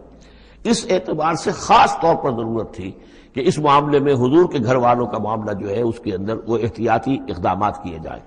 ما کان لکم ان تؤذوا رسول اللہ ہے، تمہیں یہ تمہاری روا نہیں ہے کہ اللہ کے رسول کو تم ایذا پہنچاؤ، ولا ان تنکحوا ازواجہ من بعدہ ابدا، یہاں وہ روک لگا دی، اور نہ یہ جائز ہے تمہارے لیے کہ تم اس کی بیویوں سے ان کے بعد نکاح کرو کبھی بھی۔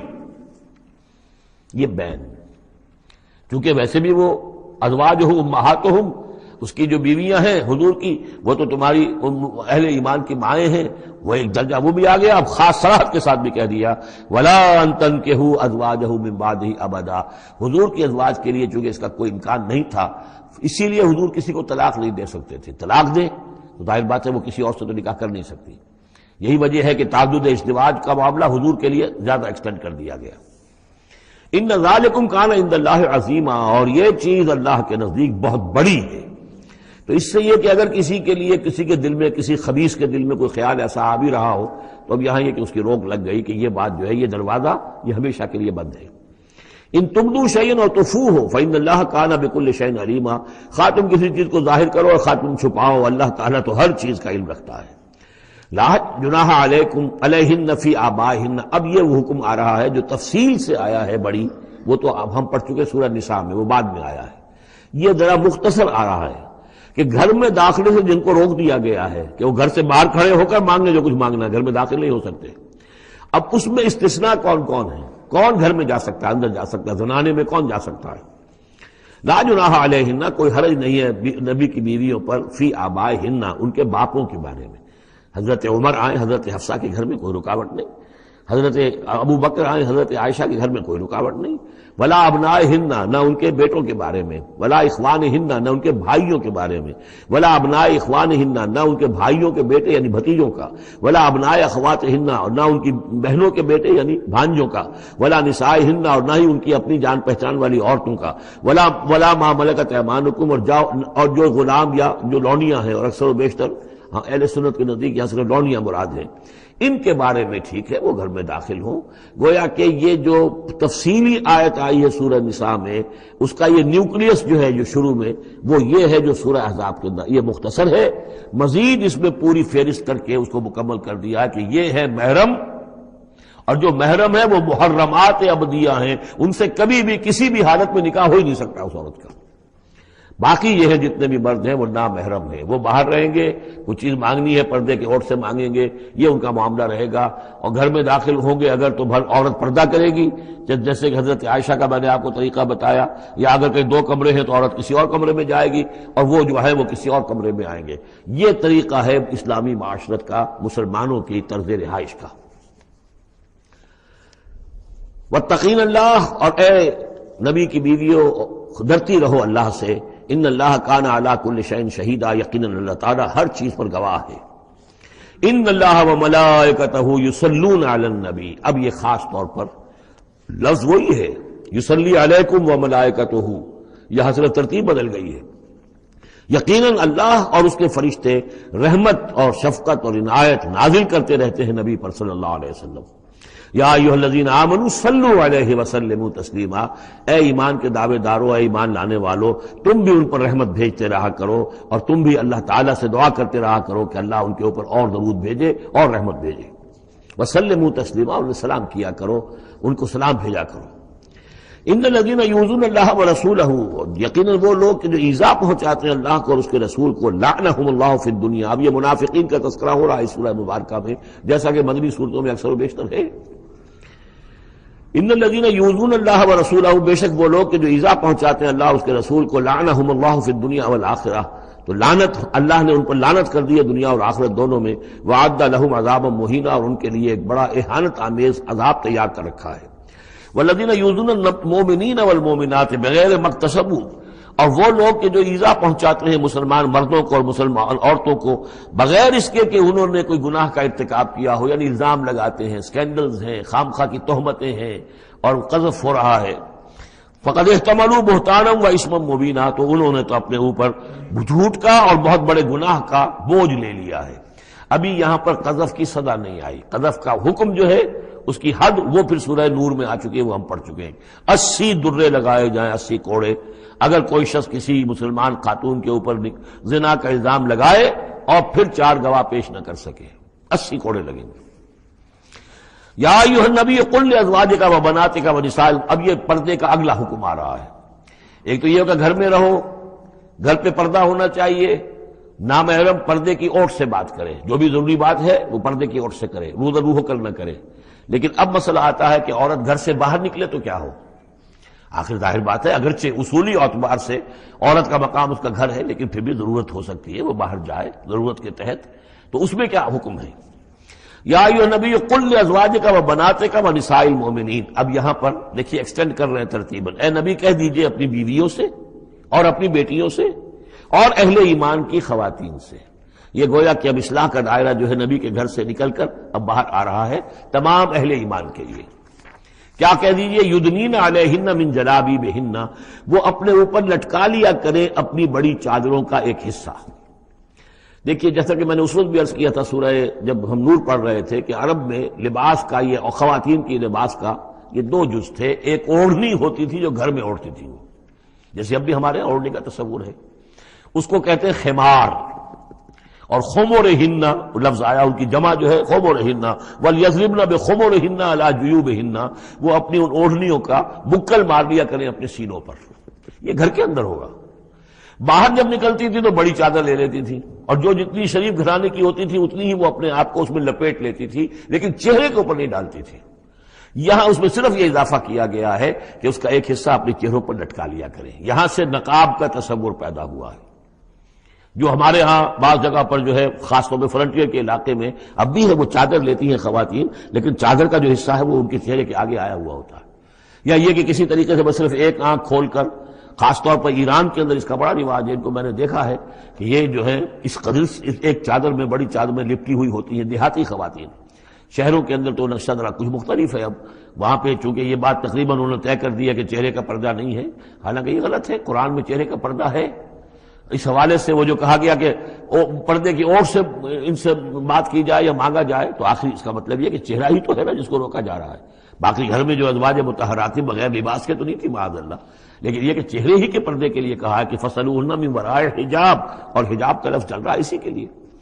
لیکن یہ کہ اب یہ حکم دیا گیا کہ آپ ایک چادر کو، جو چادر لے کے آپ نکلتی ہی ہیں باہر، جو بھی شریف خواتین ہیں، وہ چادر کو ذرا اپنے چہروں کے اوپر لٹکا لیا کریں. یہ جلباب کہلاتا تھا، بڑی چادر جو لے کر نکلتے تھے. تو ایک ہے خمار اوڑھنی جس کی جمع ہے خمرہن، خمر. ایک ہے جلباب بڑی چادر جس کی جمع ہے جلابیب، جلابیبہن، وہ اپنی بڑی چادروں کا ایک حصہ اپنے سامنے لٹکا لیا کرے چہرے کے. ذالک ادنیٰ ان یعرفنا، یہ بہتر ہے اور نزدیک تر ہے اس سے کہ ان کو پہچان لیا جائے کہ یہ شریف گھرانے کی خواتین ہیں، کیونکہ وہاں لونڈیاں باندیاں جو ہوتی تھی ان کے ہاں وہ رواج نہیں تھا. ابھی یہ جو گھر کی خاندانی خواتین ہیں ان کے ساتھ یہ بات شروع کی جا رہی ہے. فلا یؤذین، تو انہیں کوئی ایذا نہ پہنچائی جائے. وکان اللہ غفور الرحیم، اور یقینا اللہ غفور الرحیم ہے. لئن لم ينتهِ المنافقون، اگر یہ منافق باز نہ آئے، والذین فی قلوبہم مرض، اور وہ جن کے دلوں میں روگ ہے، والمرجفون فی المدینہ، اور وہ لوگ کہ جو سنسنی پیدا کرتے ہیں مدینے کے اندر، ایسی خبریں اسکینڈلائز کر کے اور سنسنی پیدا کرتے ہیں کہ یہ بات ہو گئی، فلاں نے یہ کہہ دیا، فلاں نے یہ تہمت لگا دی. لنغرینک، اگر یہ باز نہ آئے تو اے نبی پھر ہم آپ کو اکسا دیں گے، آپ کو اجازت دے دیں گے کہ آپ ان کے خلاف کوئی اقدام کریں. لنغرینک بہم، ہم ان کے اوپر حملہ کرنے کی اور ان کو سزا دینے کے لیے آپ کو کھلی چھوٹ دے دیں گے. ثم لا یجاورونک فیہا الا قلیلا، پھر یہ شہر مدینہ کے اندر آپ کے پڑوسی بن کر نہیں رہ سکیں گے مگر یہ تھوڑا سا وقت جو یہ گزار رہے ہیں. ملعونین، ان پر پھٹکار ہے. اینما ثقفوا اخذوا وقتلوا تقتیلا، جہاں بھی یہ پائے جائیں پکڑے جائیں اور قتل کیے جائیں، ٹکڑے کر دیے جائیں. لیکن یہ وہ حکم جو ہے یہ ایک اللہ تعالیٰ کی بیزاری اور شدت ناراضگی کا مظہر ہے، لیکن منافقین کے اعتبار سے کبھی اس طرح کا کوئی اقدام حضور کی سیرت میں ثابت نہیں ہے. سنت اللہ فی الذین خلوا من قبل، یہ اللہ کی سنت ہے، اللہ کا طریقہ ہے، اللہ کا قانون ہے.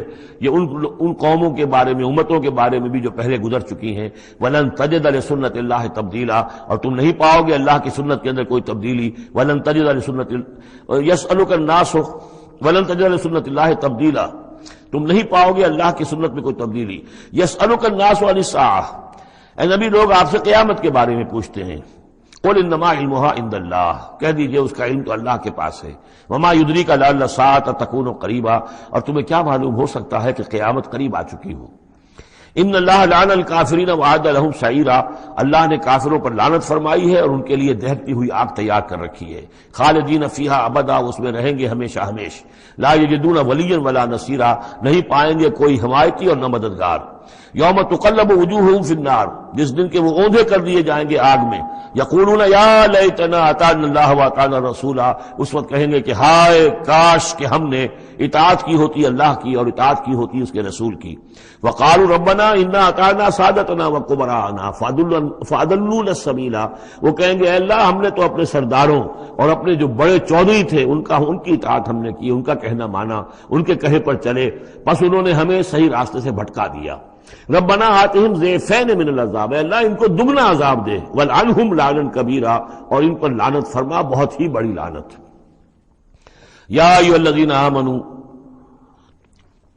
لا تکونوا کالذین آذوا موسیٰ وبرأہ اللہ مما قالوا، اہل ایمان ان لوگوں کے مانند نہ ہو جاؤ کہ جنہوں نے موسیٰ کو اذیت دی تھی. دیکھیں موسیٰ کو ایک اذیت تو وہ تھی جو ہم سورہ مائدہ میں پڑھائے ہیں کہ جب موسیٰ نے کہا علیہ الصلوۃ والسلام کہ اب اللہ کی راہ میں جنگ کرو، اور پوری قوم نے انکار کر دیا.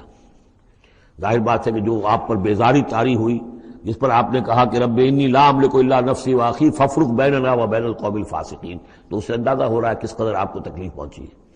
ایک بات روایات میں آتا ہے کہ آپ پر کوئی جسمانی عیب بھی لگایا گیا تھا. وہ اپنی حیا اور شرم کی وجہ سے وہ اپنا لباس جو ہے وہ خاص طور پر اکثر و بیشتر کبھی بھی آپ عریان نہیں ہوتے تھے، جو ان کے ہاں جو رواج تھا ان میں یہ ہے کہ اتنا لحاظ نہیں رکھتے تھے. لیکن یہ کہ اب انہوں نے یہ کہنا شروع کر دیا کہ کوئی عیب ہے ان کے اندر جسمانی طور پر جس کی وجہ سے یہ اتنے شرم اور حیا کا مظاہرہ کرتے. بہرحال اللہ تعالیٰ نے اس کے لیے ایک سبیل پیدا کی. ایک لمبا قصہ ہے کہ جو احادیث میں موجود ہے. تو فرمایا تو اب یہ ہے ذاتی قسم کی ایذا، اور میں سمجھتا ہوں کہ وہ حدیث جو اندر جو واقع ہے وہ صحیح ہے، اس لیے کہ یہاں بھی ذاتی قسم کی ایذا ہے جس کا تذکرہ ہو رہا ہے کہ حضور کو حضور کے ازواج مطہرات کے حوالے سے کوئی اس طرح کا سکینڈل اٹھا کر جو ہے تو وہ تو تکلیف، جیسے کہ سورہ نور میں ہم پڑھ آئے ہیں کہ کس قدر دن آپ پر سخت گزرے ہیں وہ، جبکہ حضور حضرت عائشہ پر جو ہے وہ تہمت لگائی گئی تھی.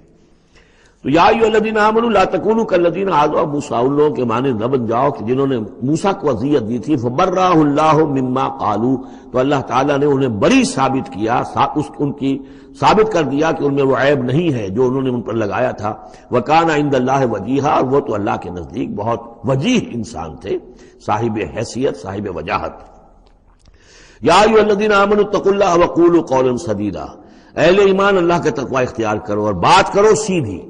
خاص طور پر یہ گھریلو زندگی کے اندر چونکہ یہ معاملات ہو رہے ہیں تو یہ کہ گھریلو زندگی میں خاص طور پر انسان جو ہے زبان کا استعمال جو ہے اس میں محتاط رہے. یصلح لکم اعمالکم، اللہ تعالیٰ تمہارے سارے اعمال درست کر دے گا. ویغفر لکم ذنوبکم، اور اگر کبھی کسی نسیان یا کسی جذبات کے رو میں کوئی غلطی ہو جائے گی تو اللہ تعالیٰ تمہاری خطائیں بخش بھی دے گا. وَمَن يُطِعِ اللَّهَ وَرَسُولَهُ فَقَدْ فَازَ فَوْزًا عَظِيمًا، اور جو کوئی بھی اللہ اور اس کے رسول کی اطاعت پر کاربند ہو گیا اس نے تو بہت بڑی کامیابی حاصل کر لی. یہ دو آیتیں جو ہیں یا ایھا الذین آمنوا اتقوا اللہ وقولوا قولا سدیدا یصلح لکم اعمالکم ویغفر لکم ذنوبکم ومن یطع اللہ ورسولہ فقد فاز فوزا عظیما، یہ بھی حضور نے خطبہ نکاح میں شامل کی تھی.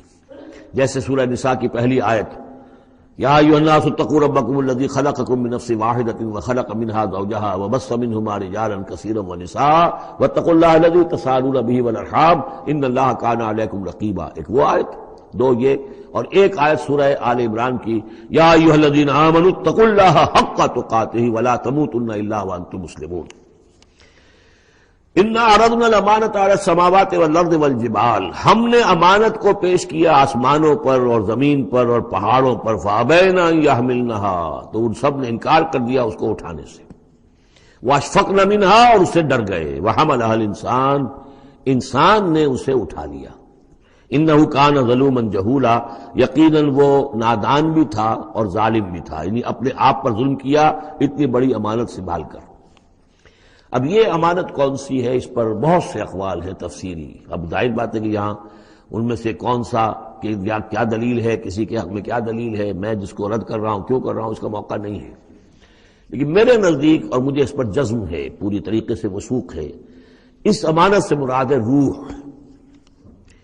یہ عالم امر کی شے ہے، اور لا کر عالم خلق، یہ ہمارا وجود حیوانی جو ہے یہ عالم خلق کی شے ہے.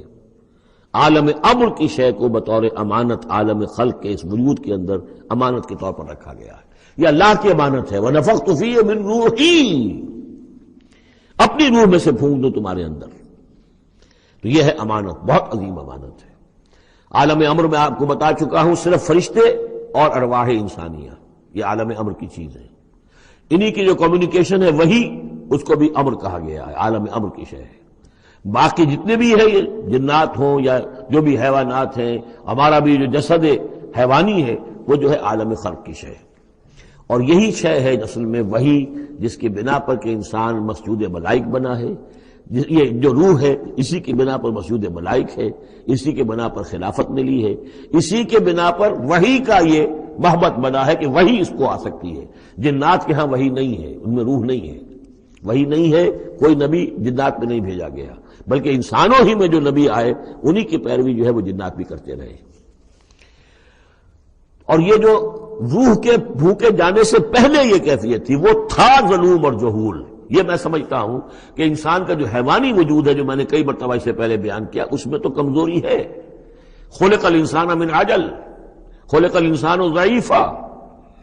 انسان جو ہے وہ تو اس کی فطرت، اس کی خلقت کے اندر جلدی عجلت پسندی بھی ہے، انسان کمزور پیدا کیا گیا ہے. یہاں ظلوم اور جہول کہا جا رہا ہے. اگر تو صرف حیوان انسان ہوتا اور اس میں روح خدا بندی نہ پھونکی گئی ہوتی تو ظلوم اور جہول تھا. لیکن روح خدا بندی پھونکے جانے کے بعد اب صورت وہ نہیں ہے. اسی لیے فرمایا گیا والتین والزیتون وطور سینین وہذا البلد الامین لقد خلقنا الانسان فی احسن تقویم ثم رددناہ اسفل سافلین. ہم نے پیدا کیا انسان کو تو سب سے پہلے پیدا کیا تھا ارواح کی شکل میں، وہ احسن تقویم، بلند ترین رتبے کی شے، لیکن پھر اسے لوٹا دیا ہے نچلوں میں سب سے نیچے. یعنی جنات سے بھی نیچے چلا گیا انسان. کیوں چلا گیا؟ کہ اس کا یہ جسد حیوانی جو ہے ان سے کمتر ہے، اس میں یہ ڈال دی گئی روح. تو یہ ہے وہ امانت میرے نزدیک، واللہ اعلم. لِيُعَذِّبَ اللَّهُ الْمُنَافِقِينَ وَالْمُنَافِقَاتِ، اس امانت ہی کا اب یہ ظہور ہوگا. اس کا نتیجہ کیا نکلے گا؟ جو اس امانت کا حق ادا کرے گا اس کے لیے اللہ تعالیٰ کے لیے روح و ریحان و جنت نعیم. جو اس امانت میں خیانت کرے گا، اس کا حق ادا نہیں کرے گا، وہ حیوانی بن کر رہ جائے گا، حیوانی خواہشات اور حیوانی ہی داعیات ہی کا تابع فرمان بن کر رہ جائے گا. اس نے گویا کہ خیانت کی اس امانت میں. اس کے لیے لِيُعَذِّبَ اللَّهُ الْمُنَافِقِينَ وَالْمُنَافِقَاتِ وَالْمُشْرِكِينَ وَالْمُشْرِكَاتِ، تاکہ نتیجہ یہ نکلے کہ اللہ عذاب دے منافق مردوں کو، منافق عورتوں کو، اور مشرک مردوں کو اور مشرک عورتوں کو. وَيَتُوبَ اللَّهُ عَلَى الْمُؤْمِنِينَ وَالْمُؤْمِنَاتِ، اور اللہ تعالیٰ عنایت فرمائے اور معاف کرے اور توبہ قبول کرے اور توبہ کی توفیق دے اہل ایمان مردوں کو بھی، اہل ایمان عورتوں کو بھی. وَكَانَ اللَّهُ غَفُورًا رَحِيمًا، یقیناً اللہ تعالیٰ غفور اور رحیم ہے. یا